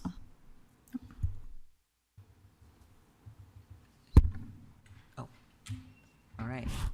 If then we'll go ahead and give the applicant a few minutes. 5 minutes, right? Yeah. So you have 5 minutes. Thank you. I won't take that long. Oh, here, you'll want to click. Oh, I don't know. And never let a lawyer promise that they're not going to take a lot of time, right? So I'm Ryan Merriman. I represent the applicant. And what we have here is a pretty practical solution that all the property owners have agreed to address some problems that they've had over the years. And I just want to emphasize that the access easement that we have in place will benefit all of the owners along the access easement. So once this is approved and recorded, every owner along there will have a deeded access right that runs with the property. So if the property switches hands, the new owner will have access right and be able to continue to access the property. There's only one owner, Mr. James Yeats, that uses that alley to access. He's the one that owns the single family home. And so it was important to us, of course, to get his approval and sign off, and as indicated in the petition, he has agreed to that. And so with him maintaining that access, all the other owners are excited to get this vacated so that they can control that area and make sure that they don't have any of the problems that they've experienced historically. So I thank you for your time. I'm happy to answer any questions, and I just encourage you to help these property owners address these problems in a way that they've all agreed to, and they've really come together well to fix some of these issues they've been dealing with. Okay, thank you, Sure. Councilmember Lopez Chavez. Hey, thank you for that. Could you speak to some of those problems? My mechanic's actually at the end of the street close by, so I was curious.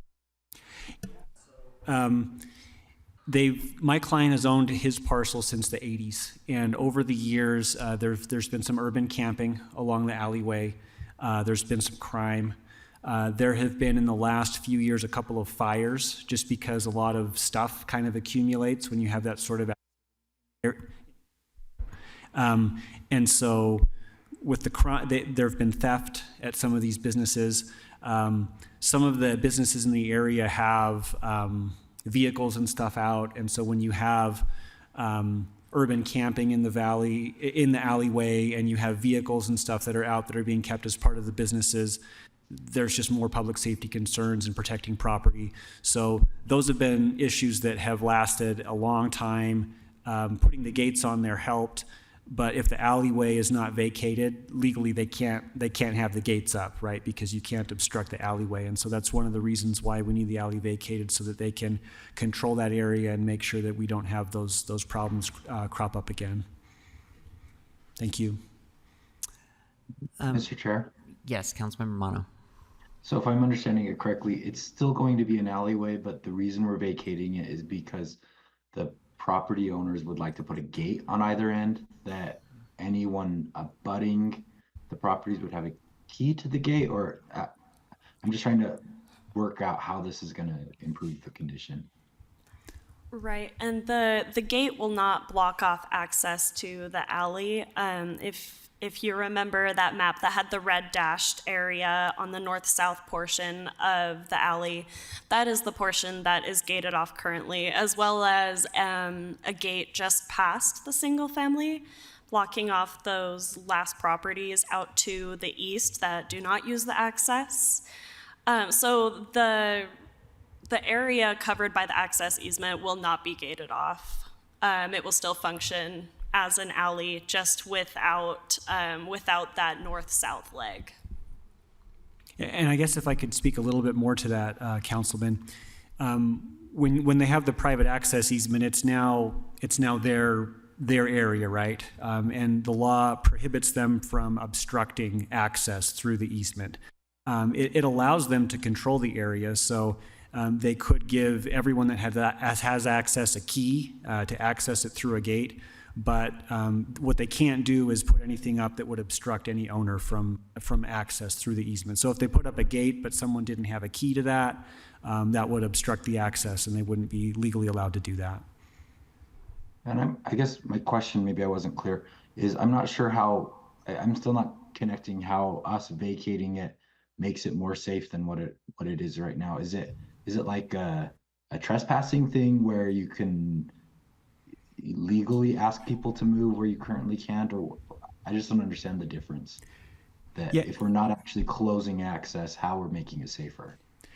Yes, so it would, people, once it becomes a private easement that the owners own. So they own they own the underlying ground, and they've got an easement for people to come and go to access those businesses.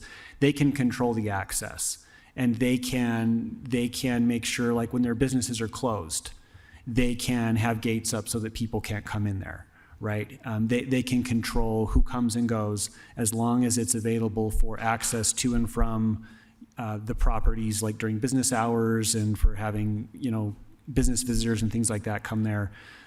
They can allow that, and then they can also restrict it. If it's a public alley, you can't put a gate on there. You can't have any obstructions. You can't control who comes in and out. It has to be open all the time. And that's what led to the issues that they'd experienced before. Does that answer your question? And, I think another, a little bit of background that may help clarify why we are where we are today on this. The initial petition was only to vacate that north-south leg of the alley, and that is the portion that is gated off, and that's not allowed by, public alley standards. So the initial petition was to close that portion and leave that remaining east-west portion for the property owners that use that to access their property. Thank you. Yes, so now you can see it up here. So by doing that, as you can see on the screen, that leaves a landlocked alley with no legally protected access. The commission initially heard this petition and said, come back with an easement proposed to protect that access, and that's what the applicant did. They came back with that easement in place and 100% of the abutting property owner signatures. So initially, this petition was intended to solve the gate issue on that north-south portion, but by doing this, by vacating the entire alley and replacing it with the easement, we are solving the problem and protecting the access to these properties highlighted in gold. So we're now, the current proposal is to vacate the entire L-shaped section. That's correct. Okay, and are there any Rocky Mountain Power infrastructure running through that need to be considered? No, I don't believe so. Can you talk a little bit more? Maybe you answered this in your last answer, but about transportation's objections and whether what the Planning Commission asked, did that ease their concerns at all, or? Transportation had initially stated that they did not believe an access easement would be a sufficient replacement to a public alley. This was because the request didn't really change. There was just an easement proposed on top of it with the proposal. This was not rerouted to transportation. So it was, they just stated that they did not believe it was sufficient. And to be fair to them, I think that when we were before the Planning Commission initially, there was a lot of concern when we're just vacating the vertical portion of it, that, okay, people are coming across the parking lot to use the rest of that alleyway, but there's no guarantee of access to get there. It's just sort of this floating easement. And so I think, I don't want to put words in their mouth, but I'm surmising that's why transportation didn't like it and why we modified it. Okay. I mean, I would think that makes a pretty big difference in terms of satisfying their concerns. So, but. Mr. Chair, I'd like to know if transportation is okay with this change proposal, if that alleviates that. And then you probably already said this in your presentation, but does this get sold then at fair market value to all of the properties? Yes. On the south side of the alleyway, or is it going to be split in half and part of it's going to go to the property on the north side? I believe it is to those properties to the south, unless Kelsey's got a better answer. It's based on district, and so it could be split depending on the interest, but they would have to purchase it at fair market value. And given that there's so many properties. Okay, so it seems like the north property is in a different subdivision, so it would be primarily purchased by the southern properties at fair market value.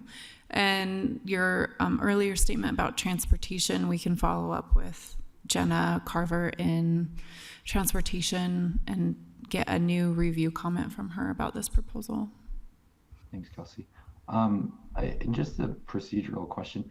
What happens if like we approve this, it goes forward, and then one of the property owners doesn't pay for their section of the alleyway? Do we then own this one little random piece of someone's backyard? What happens then? Or do they all have to actually agree and actually pay for the fair market value of it before any of it gets transferred? I can follow up with you on that question. Mr. Chair? Yes, Councilmember Pui. Very, very briefly, I want to make sure that if I understand this correctly and I remember this correctly, and there are high chances that I don't, the new tracks line is basically right of this photo, right on that angle.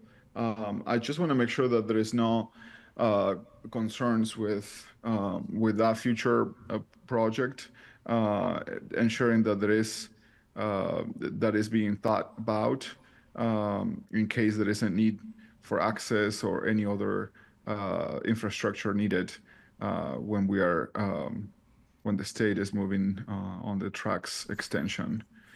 So is that, I just want to make sure that that's acknowledged somewhere. Yes, that may be something we have to follow up with you on as well. I don't believe we were aware of those when this was initially submitted in 2022. That's certainly something we can take a look at. Wait a minute. Where wouldn't the tracks line be? Can you help orient me? Would it really be over on the? Is it? Okay. I don't know why I'm not visualizing it, but okay. I had to also Google to see the bigger area to orient myself. But yes, if apparently that little angle on the side of that photo that you see right now, that's where the line will go through. I just want to make sure that I personally don't feel confident I get some of those answers addressed, just because that project is obviously very big, and I'm not sure that there is any concern yet, but I want to make sure that there isn't before we go ahead with something like this. Yeah, of course, we can follow up with some additional information on that line. Catherine Pasker did just inform me about the procedurally, if somebody doesn't want to purchase their portion of the alley or agree or sign the easement, we will not vacate that alley. So it is a condition of the ordinance. So it would just be dead in the water. Well, is there time to check on this between when we would normally vote anyway? If we put this on an agenda, on a future agenda, which would probably be on the March 18th. Check on transportation and then the tracks line? Yeah. Yeah, of course. Okay. Yeah. So, I mean, are there any objections with tentatively putting it on the agenda for that time? And okay. Thank you. I'm not seeing any other head shakes, so okay. Thank you. Thank you. Thank you.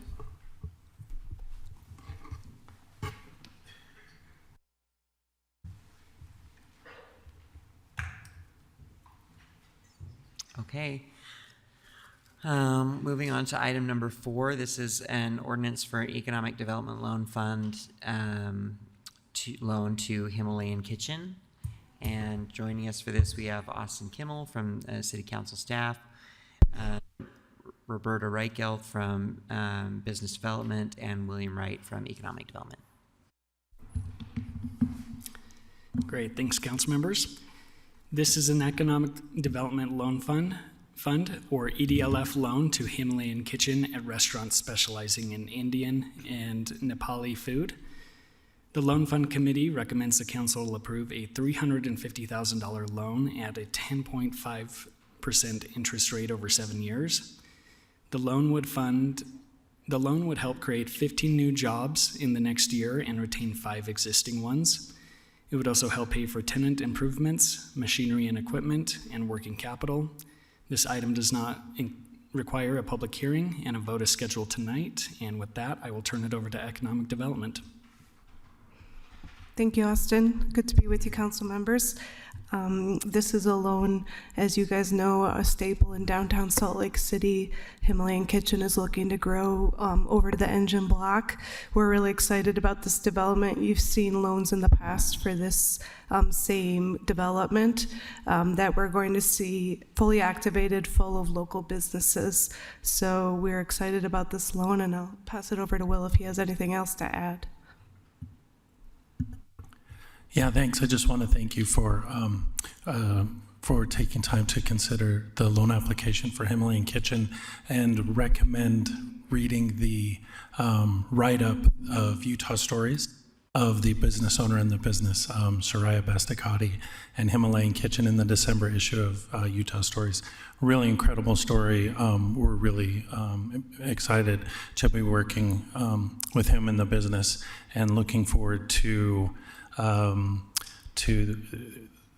these businesses opening soon and revitalizing that section of the Engine Block on 300 West. Great. Hey. Oh, go Well, ahead. thanks. Thanks for processing all these District 4 business applications. He's actually my neighbor too, which is excellent. And so I'm just very pleased that this family has built up their organization, their company and enterprise, and want to expand and take advantage of a strong economy and burgeoning in this new location a little further down south and downtown, an extension of downtown, and to bring these flavors into Salt Lake. So I'm super supportive, and I would love my colleagues to support too. Okay, thank you. Mr. Chair, we'll take any of Ava's successful businesses to District 5 any day. To clarify, they're not leaving District 4, Darren, okay? I think they are. The Engine Block is 5, isn't it? Am I wrong? No, they're expanding. They're expanding. Yeah, to be clear, it's an expansion, so second location. Got it. All right. Okay. Calm down. Perfect. Calm Okay. down. There's going to be enough Himalayan But it Kitchen is for a District everybody. We'll take this offline, Darren. Don't worry. I got it. Thanks. All right. Thanks. Thank you. Okay. We are now at item number 5, which is informational update on the Central Business Improvement Area and Board of Equalization. We have Austin Kimmel still, Roberta Reichelt, and Andy Feldman from Economic Development. Oh, yes. Oh, sorry. Morena. Oh, no, I'm you're sorry. fine. No, Austin, you're first.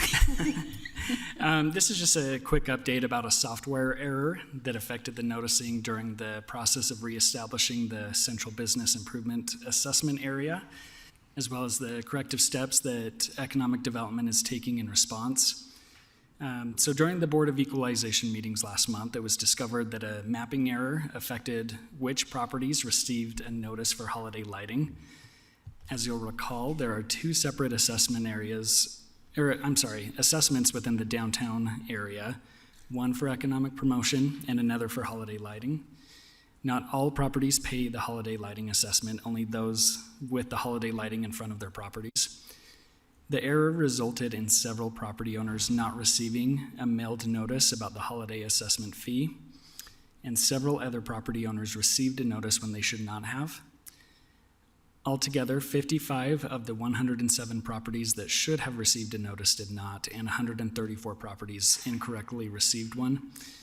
So in response, Economic Development has reissued the assessment notices to the correct properties, which were sent out last week, and they've scheduled a new series of Board of Equalization meetings specifically for the holiday lighting assessment. Those will occur on February 18th, 19th, and 20th. And the department anticipates transmitting the board's final report for the 2 assessments and adoption ordinance for the council's consideration in March. And with that, I'll turn it over to economic development in case they have anything to add. Yeah, thank you so much, Austin, for the summary. Good afternoon. It is wonderful to see all of you. We wanted to come before you to ensure that we have transparency in everything that we do.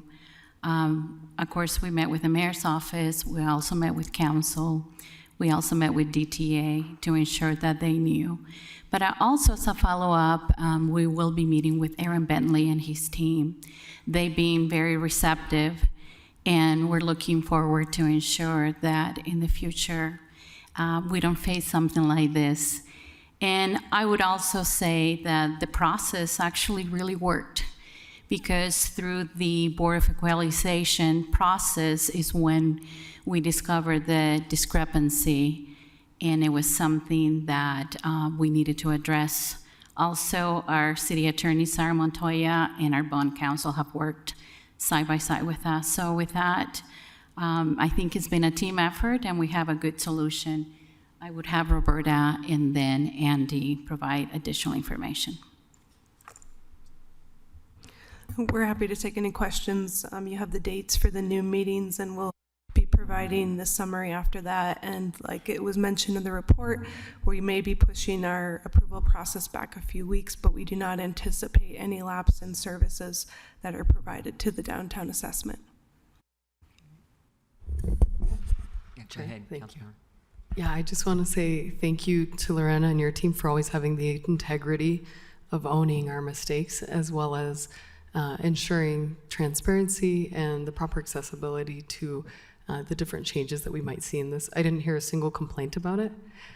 So I have the full and utmost respect for you and your team, and I look forward to hearing more in March. Thank you. Thank you so much. We do have a good team, and I'm looking forward to work with Aaron. He's been really receptive to us talking to him. Thank you so much. Thank you. Any other questions? Okay, great. Thank you so much.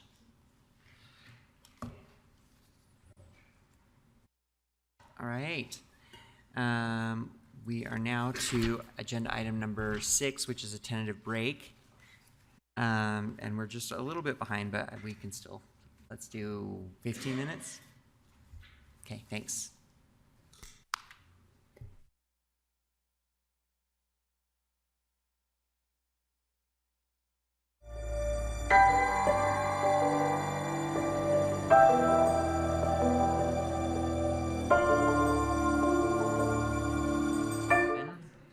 Oh, which is pulled, actually.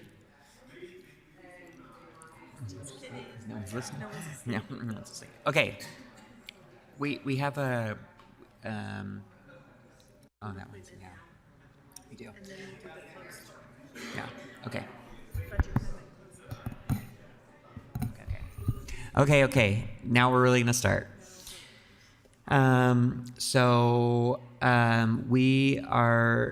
We decided to pull agenda item number 7. We'll start that conversation at a later date, which is great because we're a little bit behind anyway, and it's time for our board appointment interview. So we have Alan Toalepai.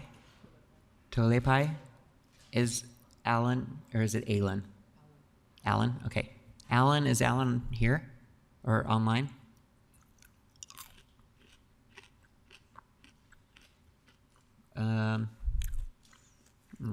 All right. Then let's wait a minute, and because that is set for 4:30. So, Cindy, will you just let us know when somebody's online? Are you? I don't know if you're. Okay. Thank you. Sorry, I called you back from break like really fast, like things were starting right away, and I thought they were. So stand by.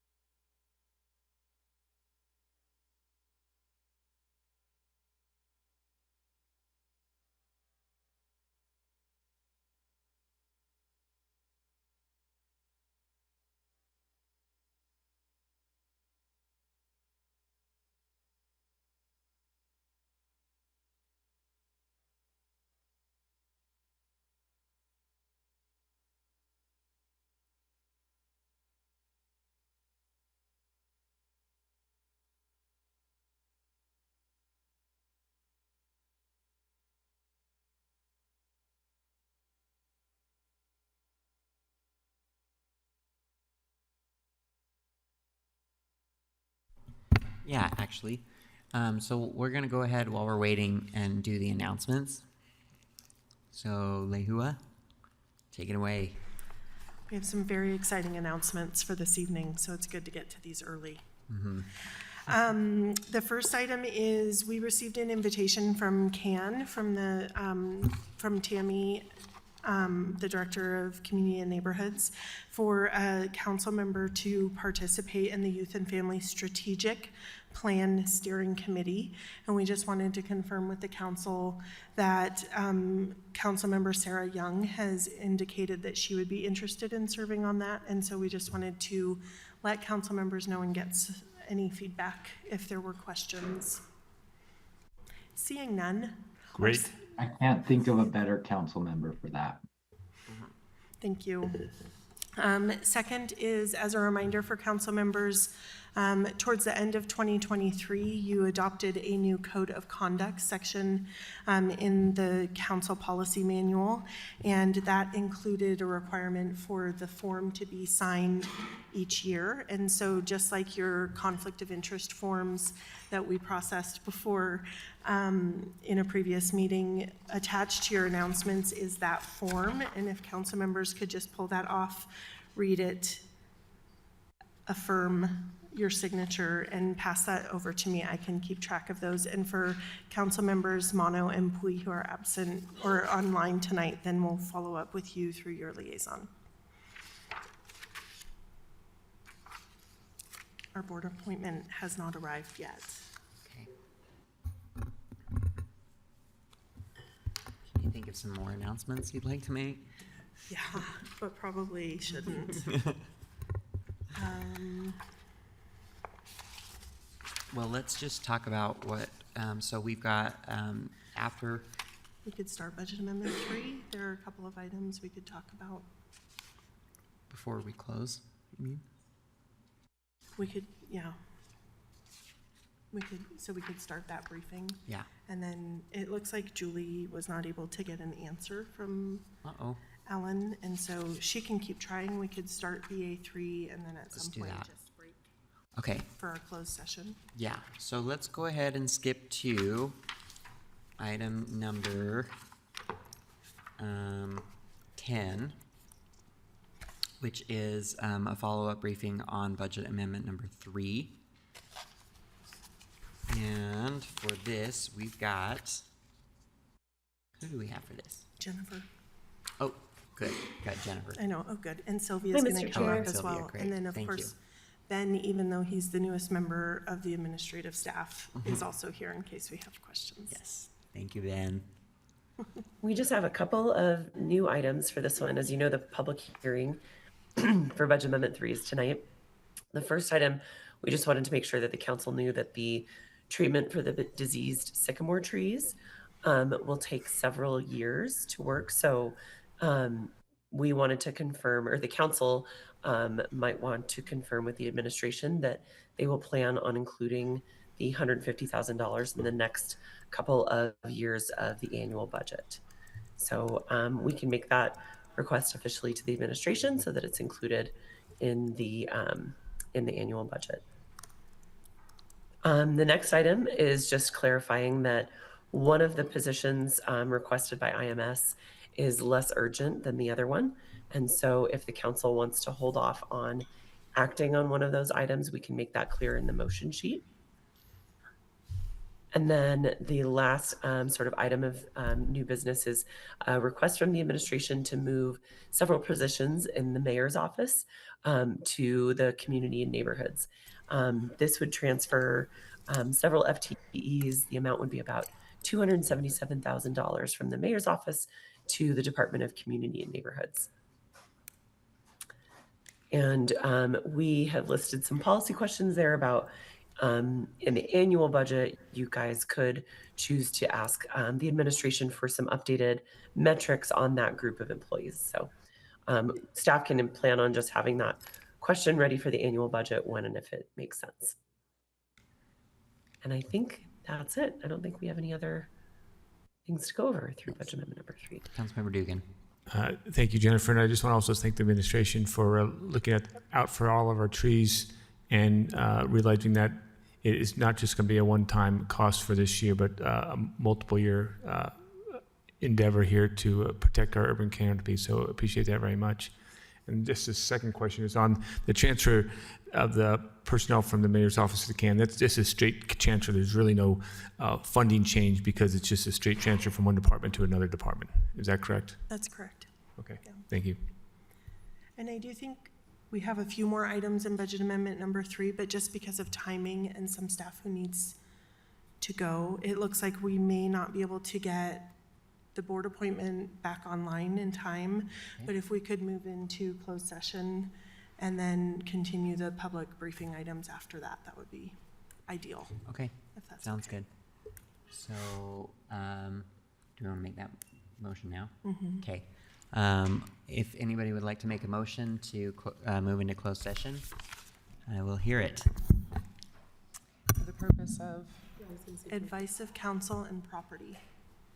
move that we enter into closed session for advice of counsel and property. Second. Acquisition. Acquisition. Acquisition. I have a motion from Councilmember Petro, a second from Councilmember Lopez Chavez. We will go ahead and roll call this. Councilmember Petro? Yes. Councilmember Pui? Yes. Councilmember Lopez Chavez? Aye. Dugan? Yes. Councilmember Mono? Yes. And I am a yes as well. That is 6 in favor with Councilmember Young absent. If you are not part of this closed session briefing, if you would just please step outside so that we can. And council members Mono and Pui, you should have a link from Keith, is that right?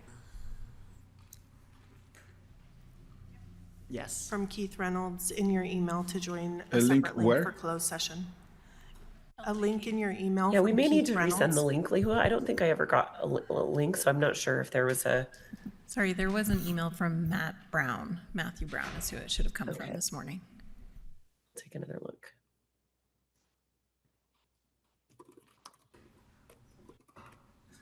Here we go. Thanks.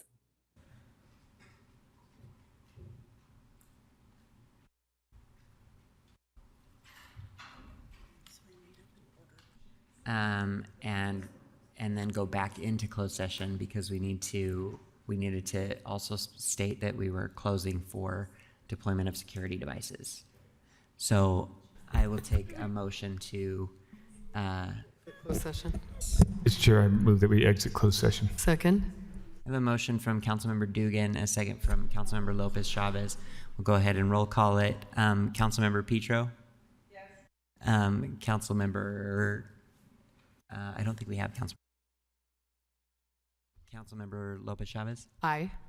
Councilmember Dugan? Yes. And I'm a yes. Councilmember Young? Yes. And I'm a yes as well. That is 5 council members with 2 of them in the waiting room. So maybe present, but not yet. Okay. Mr. Chair, Yes. I move that we move into closed session for the discussion regarding deployment of security personnel, devices, and systems, and attorney-client matters. And property acquisition. Okay. Do I have a second? Second. I have a motion from Councilmember Dugan, a second from Councilmember Lopez Chavez. We'll go ahead and roll call this. Councilmember Petro. Yes. Councilmember Lopez Chavez. Aye.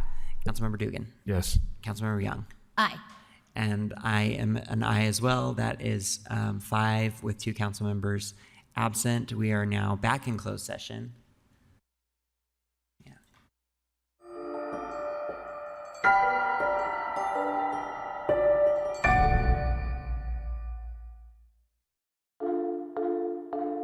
And then they're back. Yay. Welcome back. Hi, good to see you guys. Good to see sorry you. we're not there in person, but Angela Price, Legislative Affairs Director, and I'm here with Kate Bradshaw, the head lobbyist for the Salt Lake City team. And we are excited to give you a legislative update coming here from the Capitol on week 3 How much time do we have on the agenda? I know you guys are running a bit behind, so we can tailor this based on what you guys need. 2 minutes. We have you down for 30 minutes. But Okay. Yeah, no, so we're okay. Go ahead. Okay. Sounds great. Council members, feel free to interrupt us at any point if you guys have a comment or question on a bill that we're discussing.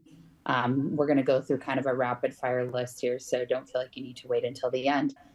With that, do you guys have any questions for us before we get started? No. No? Go Okay. for it. Great.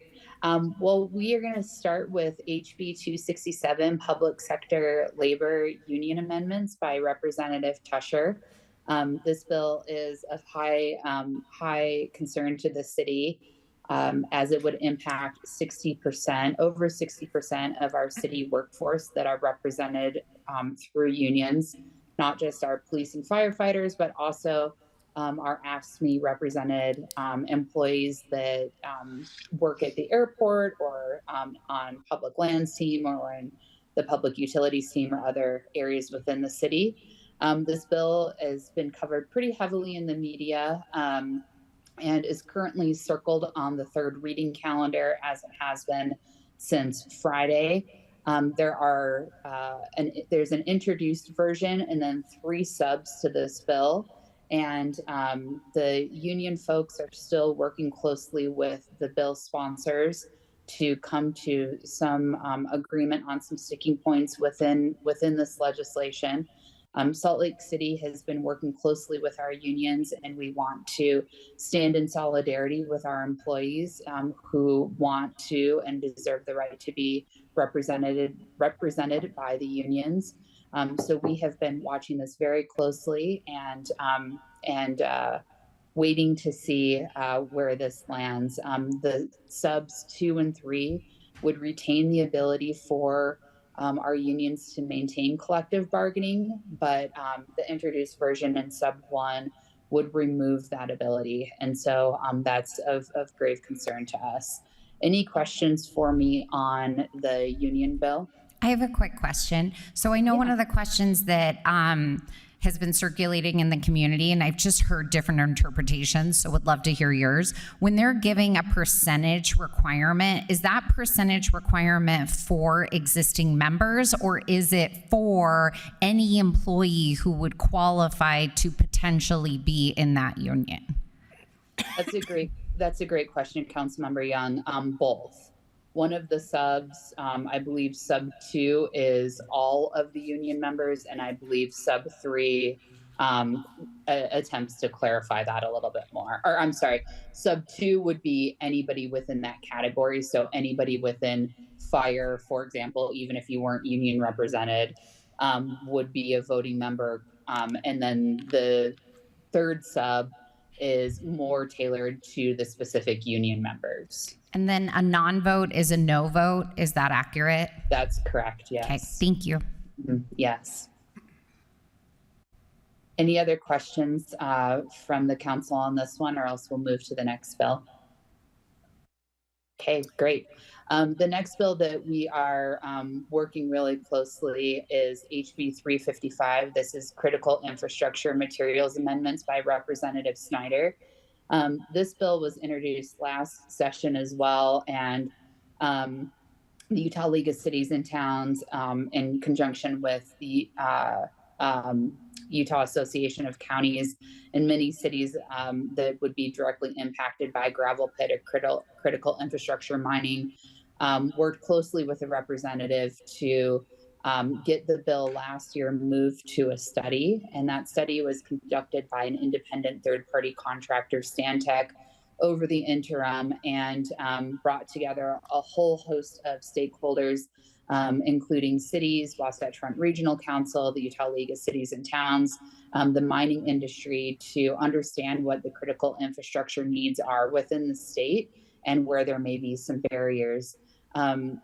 HB 355 is somewhat of a result of the that study and the work that was done over the interim, this bill would allow for existing gravel pits to expand their operations, not just to if they were mining gravel, but let's use the example of they own a parcel next to them and they would be able to expand to that parcel. And if they started digging there and they found gold, they would be able to start mining for gold.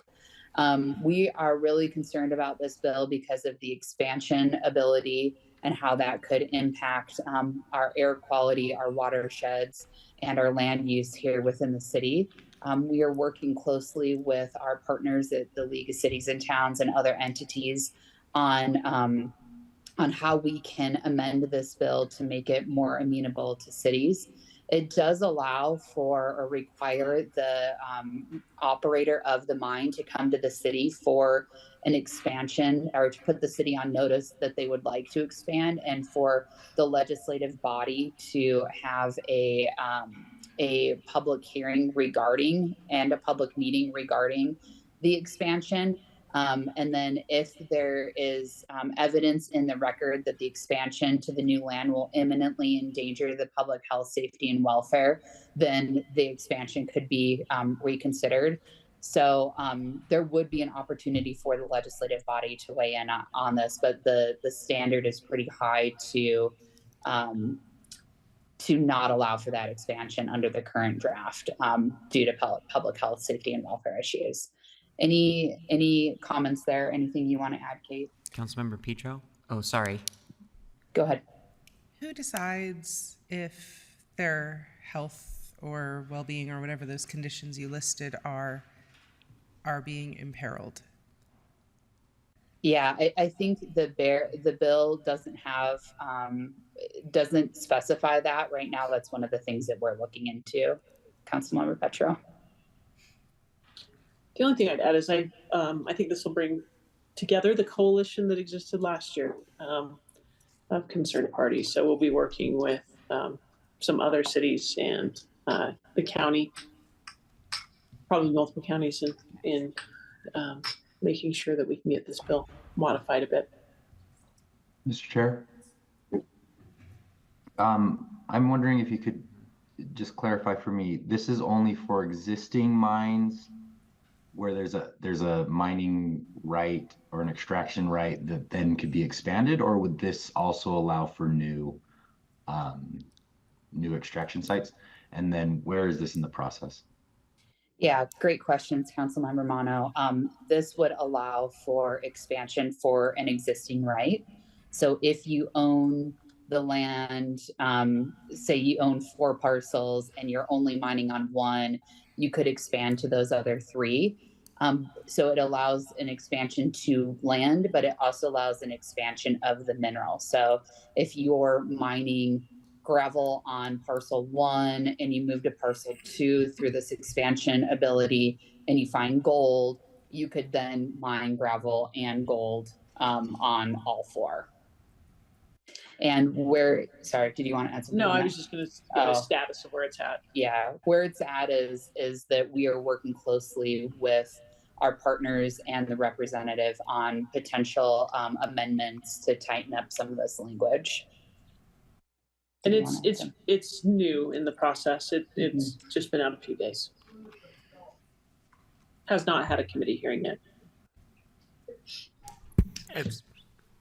Go ahead, Councilmember. Have they talked about limiting the amount of gravel they can mine every year to offset some of the impacts to the air quality?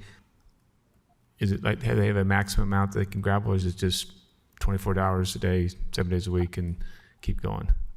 Yeah, there's no language around that in the bill as it's drafted. Okay. Any other questions for us on this one, or I can move on? I think we're good. Next one. Okay, thank you.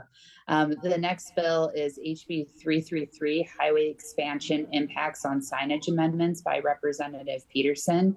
This is being deemed the billboard bill. As drafted, this bill would allow for the relocation of billboards for any highway widening project.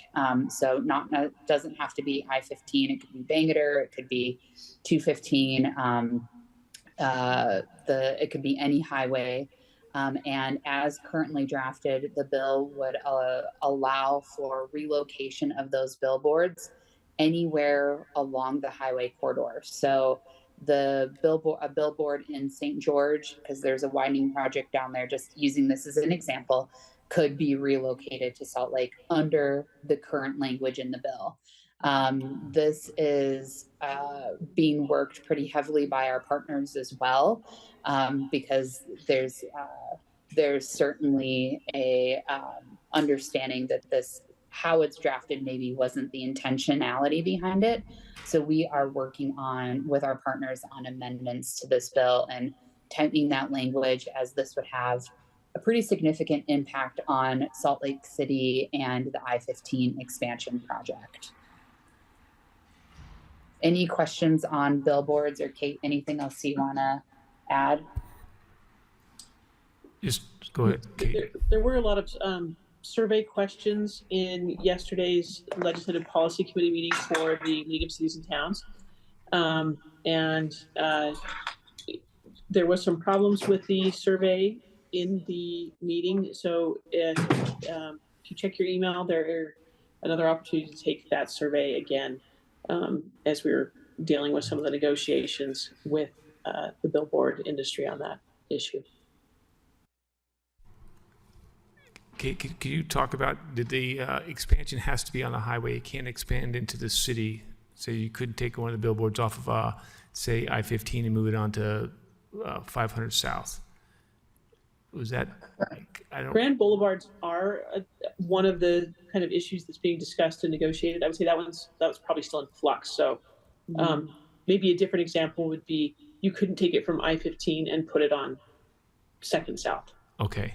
That would not work, but there's still some moving pieces, I would say, on kind of the Grand Boulevard issues, and then how far, there's some discussions about 1 mile, 1.5 miles.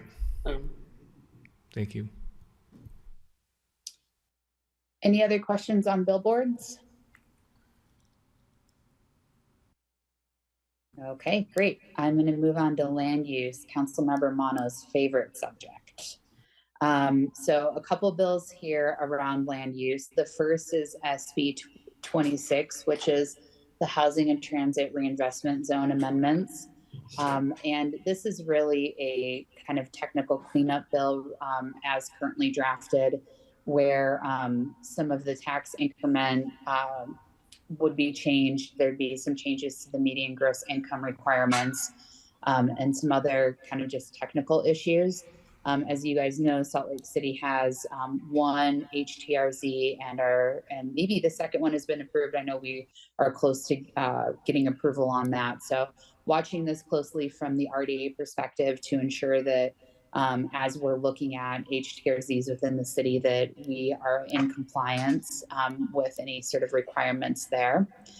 The next bill is, and I should say the next three bills that I'm going to bring up are there will be several subs on these. These are part of the land use task force bills that were negotiated over the interim.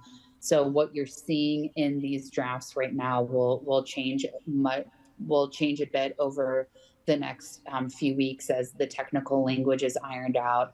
The first is SB 181, Housing Affordability Amendments. And this really speaks to parking stalls and garages. This doesn't have, that language doesn't have a huge impact on Salt Lake City because we don't have it as strict of parking and garage requirements as other cities.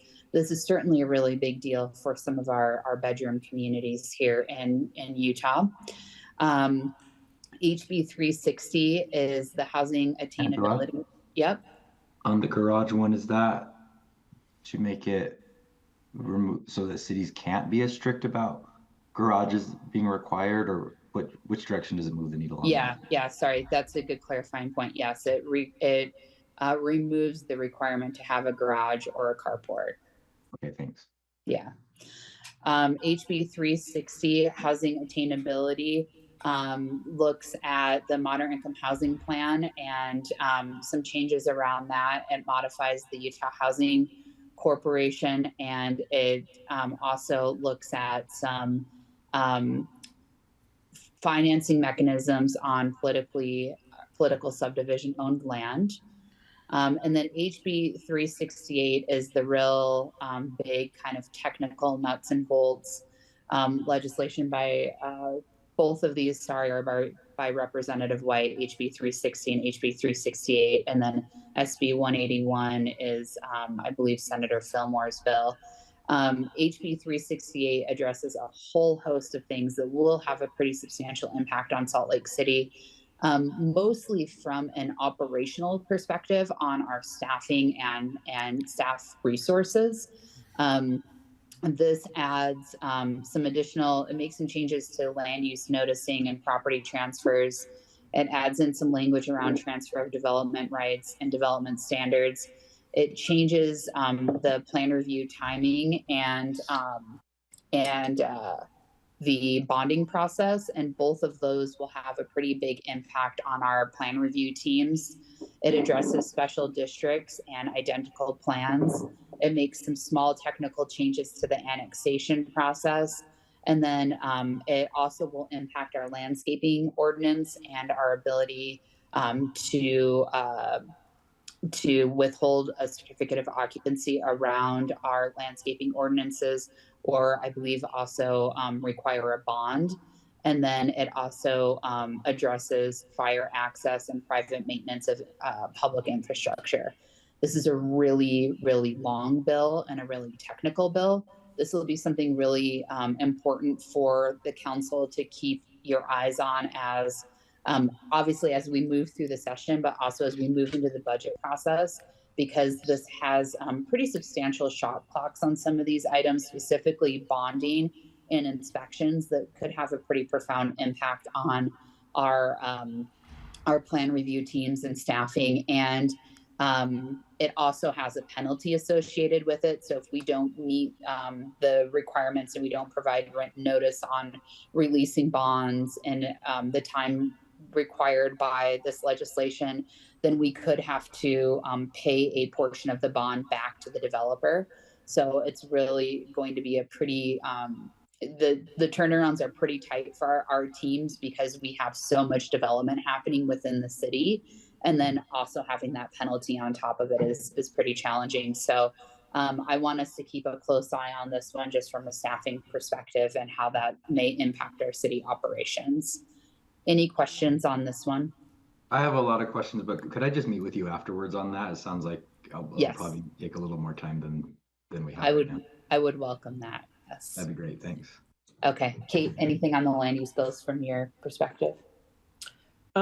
Just the one that you were going over with Councilor Romano is like very thick and dense. So yeah, you guys can have a lot of fun geeking out on that very thick bill. Yeah, and Councilmember Mono, we should maybe invite our planning director, Nick Norris, to that discussion as well. Okay, any questions from any of the other council members on land use and housing? The other thing I want to add in that space is Steve Waldrop, the governor's housing innovation advisor, is working on a statewide housing plan and has solicited feedback from the city. In the league emails that we get, you can see that solicitation requests, and I believe the deadline is March 15th. Don't hold me to that date, but I do know it's after the session to provide feedback. So if there's any comments that you guys want to make as a council, we can coordinate that through Nick Tarbett on your team and get those submitted for you, and think through if we want to submit a big city response from both the council and administration. So just putting that on your radar. Just moving to homelessness, we have several bills that we are watching in the homelessness front, always top of mind for the city. The first is HB 118. This is Representative Abbott's bill regarding mitigation funding. This would reduce the amount that non-shelter cities contribute to the mitigation fund. This did not make it out of committee. So continuing to watch this, but I think we'll see another mitigation bill coming down the road from kind of the typical players that work in this homelessness space. HB 329 is Representative Clancy's homeless omnibus bill. This makes changes to mitigation fund and it imposes stricter rules on the homelessness shelter. We're closely working on this bill, both with the representative and with our partners at the Utah League of Cities and Towns and our other shelter cities. HB 362 is from Representative Miller, who is a member of the Salt Lake delegation.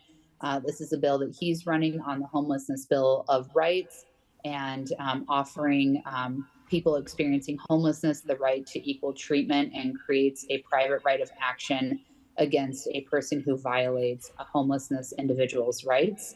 So keeping a close eye on this and working with our representative on that. And then the last is SB 182 from Senator Weiler, and this addresses Code Red. So as you may know, over the past few years, we've had several iterations to the Code Blue, which means that we can abate camps, and we have different requirements when we have Code Blue in place based on temperatures. In the winter, when it's really cold, this swings the pendulum to temperatures when it's really hot and places additional restrictions on camp abatements and different activities that we can do around enforcement when temperatures are really hot or really cold. And this is, of course, a really a big issue for Southern Utah and places like St. George when we have 120-degree temperatures for extended periods of time. It certainly impacts us as well. But any questions on homelessness? I went through that pretty quickly, but happy to speak to any of that. Okay. And then the last thing I just want to touch on is the public safety plan. The city is tracking any bill that touches the concepts within the public safety plan. So we have almost 30 bills that we are watching right now. And I want to caveat that with not every one of those 30 bills impacts city operations. Those 30 bills could be anything from disorderly conduct, addressing dangerous weapons, addressing things at the court level. So all things that we are keeping an eye on, both that would impact city operations, and those kind of fall under our general tracker, versus things that would impact other parts of the homelessness system that impact the public safety plan. So we are watching all of those closely, and also working diligently with the state on implementation of our public safety plan. We have what feels like a record number of bills out right now. We are tracking almost 260 bills, I believe, and I still have quite a few in the queue that came out last night and today to sift. So pretty heavy volume of bills this year. A lot around the public safety, and a lot of bills around impacting the police department and impacting community and neighborhoods and public utilities. So our departments have been wonderful about reviewing bills and helping us understand the impacts to the city. Kate, anything else you want to add? Oh, on energy. Public safety. Oh, JSC, I have the assignment to do energy. There are a number of different energy bills, and I'm going to break them into categories. There are bills that deal with Rocky Mountain Power and investor-owned utilities. There are bills with a particular renewable focus. There is one bill with an emphasis on nuclear, and then there are some that are specific to the Intermountain Power Project. I'm going to focus on the renewable bills and those that deal with Rocky Mountain Power, but I'm happy to answer questions on those other categories if you're interested in those. So there's several different bills in the investor-owned Rocky Mountain Power space that could impact ratepayers in Salt Lake City. The first would be HB 72, electricity rate amendments by Representative Albrecht. This bill deals with removing what's called the energy balancing account. This is another mechanism where costs are passed through to ratepayers.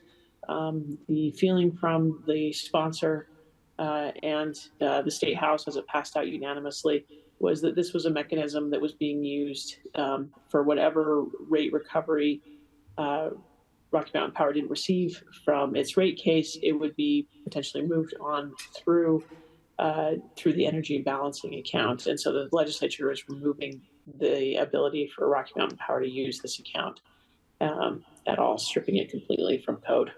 The next one I wanted to highlight is HB 201, Energy Resource Amendments, Representative Jack. That was actually heard this afternoon in committee. It deals with what's called an integrated resource plan. This is a plan that is required to be created each year by the utility about their resources and how they're forecasting those in the short term and the long term. And Representative Jack wants to make sure they're doing full cost attribution, excuse me, in particular for renewable projects. Next, HB 212, Grid Enhancing Technologies. Representative Watkins is running this. This is an idea that came up over the summer about how to deal with the transmission constraints that we've heard about in moving energy from where it's generated to where it needs to be used. And so she is targeting grid enhancing technologies and ensuring that these technologies are considered by Rocky Mountain Power. Next is SB 132. This is a bill that is targeting new, very large loads of 50 megawatts or greater. And again, these would be new to the system. It's creating a pathway for these new large loads to be able to do potentially projects outside the Rocky Mountain Power system, even though they are inside the Rocky Mountain Power system, if Rocky Mountain Power isn't able to be able to meet these loads. And again, these are very, very, very large loads. So think large manufacturing or industrial entities, refineries, or data centers that would likely fit this category. Senator Collimore is said to have a bill that is similar to this one, a different kind of variation on doing something very similar. We haven't seen that one number yet. So I'm going to pause there, and if there's no questions, I'll jump over to those with a particular renewable focus. Kate, Mr. Chair. On the one bill, HB 201, the Jack, the IRP bill, and the full cost for renewable, do we see that that's going to impact any resources that we would want to procure? Would it cost them? Would it cost renewable resource more money because it's going to be more expensive for them, or would it change anything when the ratepayers? I don't think it would impact the community renewable program that I know that you're particularly passionate about. But for other projects, there is a desire on behalf of the bill sponsor to make sure that he feels like those projects are bearing the way that they are analyzed calculates things that he feels like they haven't in the past, and that could make those projects pencil differently than they have before in a way that's potentially less beneficial for those renewables. Okay, and are you going to talk about SB 192, this solar panel? Yes, I have that one in my renewable particular subcategory. Okay, then I'll hold off. Okay, so those bills with a renewable focus, there is a lot of emphasis on, and it not from a positive perspective, on renewables this year. So first off would be HB 241. This is a bill dealing with solar plants, large commercial scale solar plants. Representative Jack would like to change some of the requirements for how those are sited and how they are decommissioned. Right now, those are largely governed in terms of siting by a conditional use permit by the local jurisdiction that the projects are in, and they determine the setbacks and layouts and other things like that. Representative Jack is concerned that agricultural land is being used for commercial solar fields, and that in his view, that's not the highest and best use of that land. So this one has definitely got the attention of a lot of rural counties where solar projects are located. So it's brought together an interesting coalition around the solar industry and rural Utah, where they've been some benefits to this. Where there's probably some common ground in this bill is around decommissioning. ensuring that when a project reaches its end of life, that the property is restored and those panels that are handled in the most appropriate way. So there's likely going to be changes to HB 241. As it sits now, it has a lot of opposition from the renewable community, along with rural counties and manufacturers that are building behind the meter, large scale projects. But there's been a lot of dialogue with Representative Jack. We expect that bill to evolve. Next would be HB 264, tax incentive amendments. This is by Representative Christopherson. He seeks to sunset what's known as the PTC and AEDI tax credits. Initially, he sought to just kind of immediately sunset them through some negotiations with the solar industry. There's a 10-year sunset on those tax credits, and any project that goes into service before the sunset can then run the full 48 months to get the tax credits. So they've reached a compromise on that bill in particular. Next is the one you mentioned, SB 192, commercial wind and solar incentive amendments. Senator Owens. This bill, he seeks to tie this PTC credit, which I just mentioned would be sunsetting in the earlier bill, but he wants to tie that tax credit to projects that have battery storage paired with it. Initially, his bill included 12 hours of battery storage. That does not exist in the marketplace. He substituted the bill in committee, and it now requires 6 hours of battery storage, which also apparently is not commercially viable in the marketplace. So still some discussions happening with him on that bill. 2 and 4 hour batteries are apparently much more common in the industry. And so the discussions have focused on whether he might want to create some incentive or ramp up to help the industry stretch to those longer battery life, the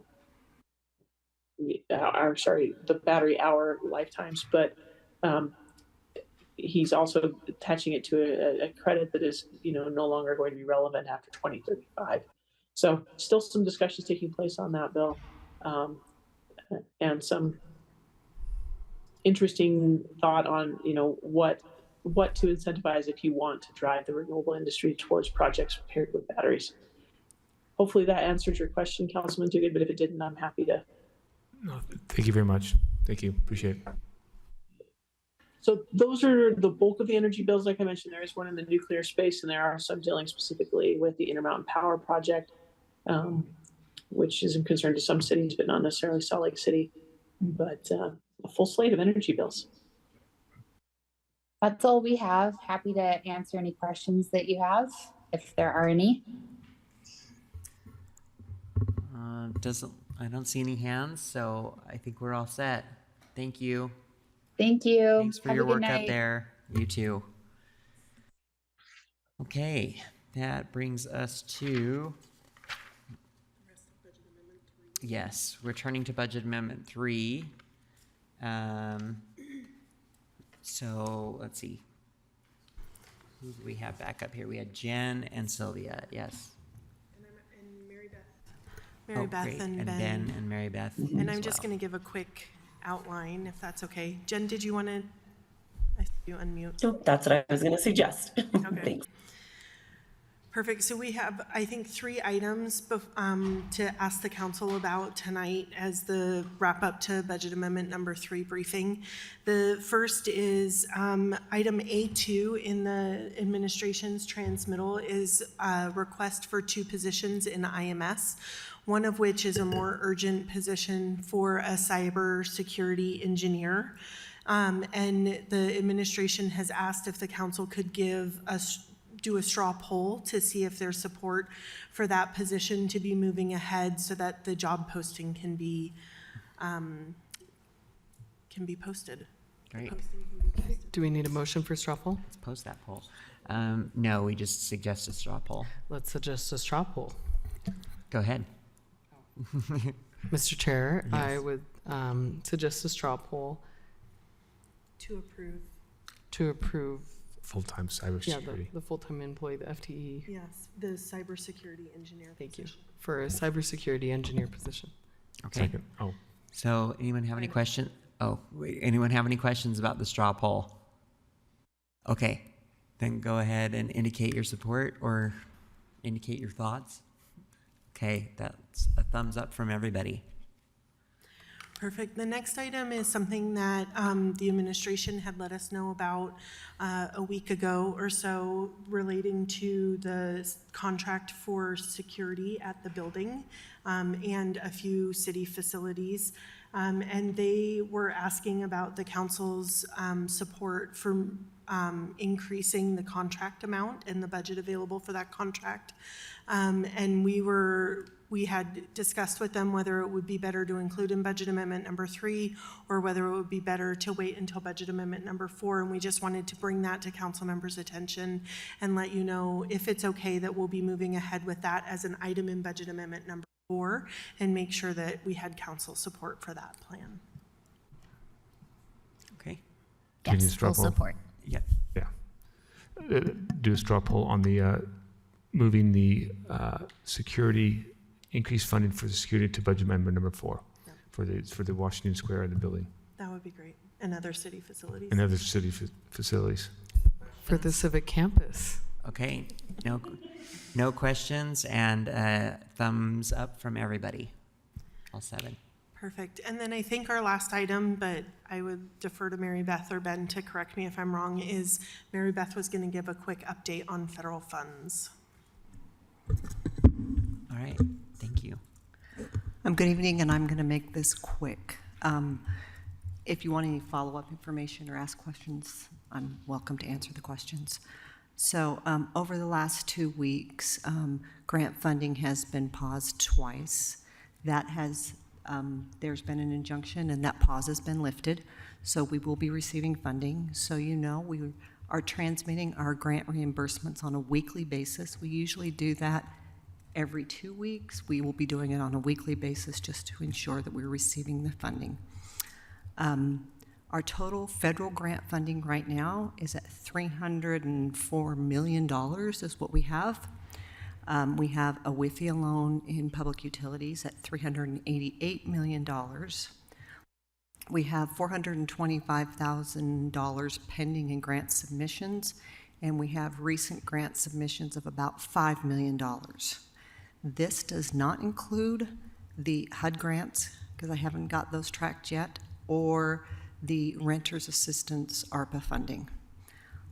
We have approximately 124 people that are grant-funded positions excluding police officers. That's federal funding. Pass-through funding, there's a total of $31,371,000 of pass-through funding. So our total funding with grants and loans is a total of $723.5 million. So I wanted to give you a perspective of how much it is. And we're monitoring every single grant. We're walking through it all. So as things come down, we're assessing them. But we are not going to stop writing grants, submitting grants, or bringing them to you. Okay, Councilmember Petro. How far out do those grants account for? So I know we get them some for like a 3-year cycle. That current number that you just quoted to us, that what, for the next 3 years that affects funding? Yep, at least 3 years funding. Okay. Mary Beth, you said 124 employees are grant funded. And again, I guess the same question, how far out have we received their funding? So if this grant stopped now, how long until they? So all federal funding is reimbursable. So we receive the funding after we expend it. Okay. So we have put into a reimbursement to the federal government for 2 quarters. What that means, though, is if it is paused again or the funding is removed, we would either have to make a decision on what to do with those FTEs or fund them through the general fund. Most of those are part-time positions, not full-time positions. About 99 of them are part-time positions. But you also said there was police officers in that funding at that 124. The police officers are not in the 124. Oh, they're correct? not? No, they are not. Okay. Councilmember Young. So this is a really challenging time, and I appreciate you updating us. So I think one of the things that I'd be interested in future facing would be looking at, of those FTEs, how many of them are specific to the administration of funding where the cutoff of that funding wouldn't warrant like a continued employment related to that scope of work, and how many of those FTEs are specific or analogous to existing city services where we would be able to make use of their time and effort in terms of moving forward. I know that that's not necessarily a black and white question. There's a lot of gray within there, but I do wonder in terms of looking ahead if it's possible to maybe analyze that number, figure out what that looks like, and then also what those costs would look like for the general fund moving forward, at least until the end of the city fiscal year. Yeah, I have the data. I didn't compile that, but I could get that very quickly. Councilmember Petro. When we say pass-through funding, is that funding that passes through somewhere else to us, or are we speaking about, I'm concerned about like our HUD funds that pass through CDBG. And so we signed a contract with the grant recipients who should be able to count on us reimbursing them. But then if we can't get the reimbursement as well, does that number that you quoted us include the funds for which we are a pass-through, or was that just funds that pass through to us? A portion, CDBG funding is there, HUD is not. So a portion of our pass-through is there, as well as some other grants that we pass through. We pass through a lot to subrecipients, right? If we're doing a certain grant funding. The state, passes federal funding through to us. Right. That's about $31 million, so that is also in jeopardy, because if they don't get the funding, then we Right. don't get the funding. We would still contractually be obligated, though, to reimburse our grantees, or is everyone just screwed? Yeah, contractually, if we don't have the funding, but, I think that we need to work through that process if something comes of it. Okay.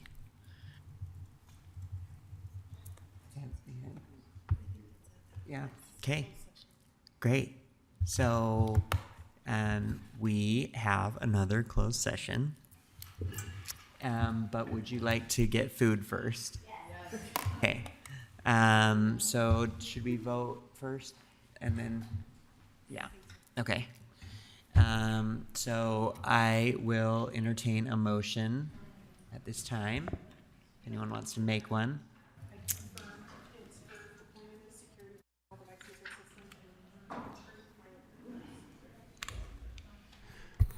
Mr. Chair, I move that we enter closed session for discuss regarding deployment of security personnel, devices and systems, and attorney-client matters. Second. We have a motion from Councilmember Dugan and a second from Councilmember Lopez Chavez. Any discussion? Seeing none, we'll go ahead and roll call it. Councilmember Petro? Yes. Pui? Yes. Lopez Chavez? Aye. Mono? Yes. Dugan? Yes. Young? Yes. And I'm a yes as well. That is unanimous. We will be in closed session. Go get your food.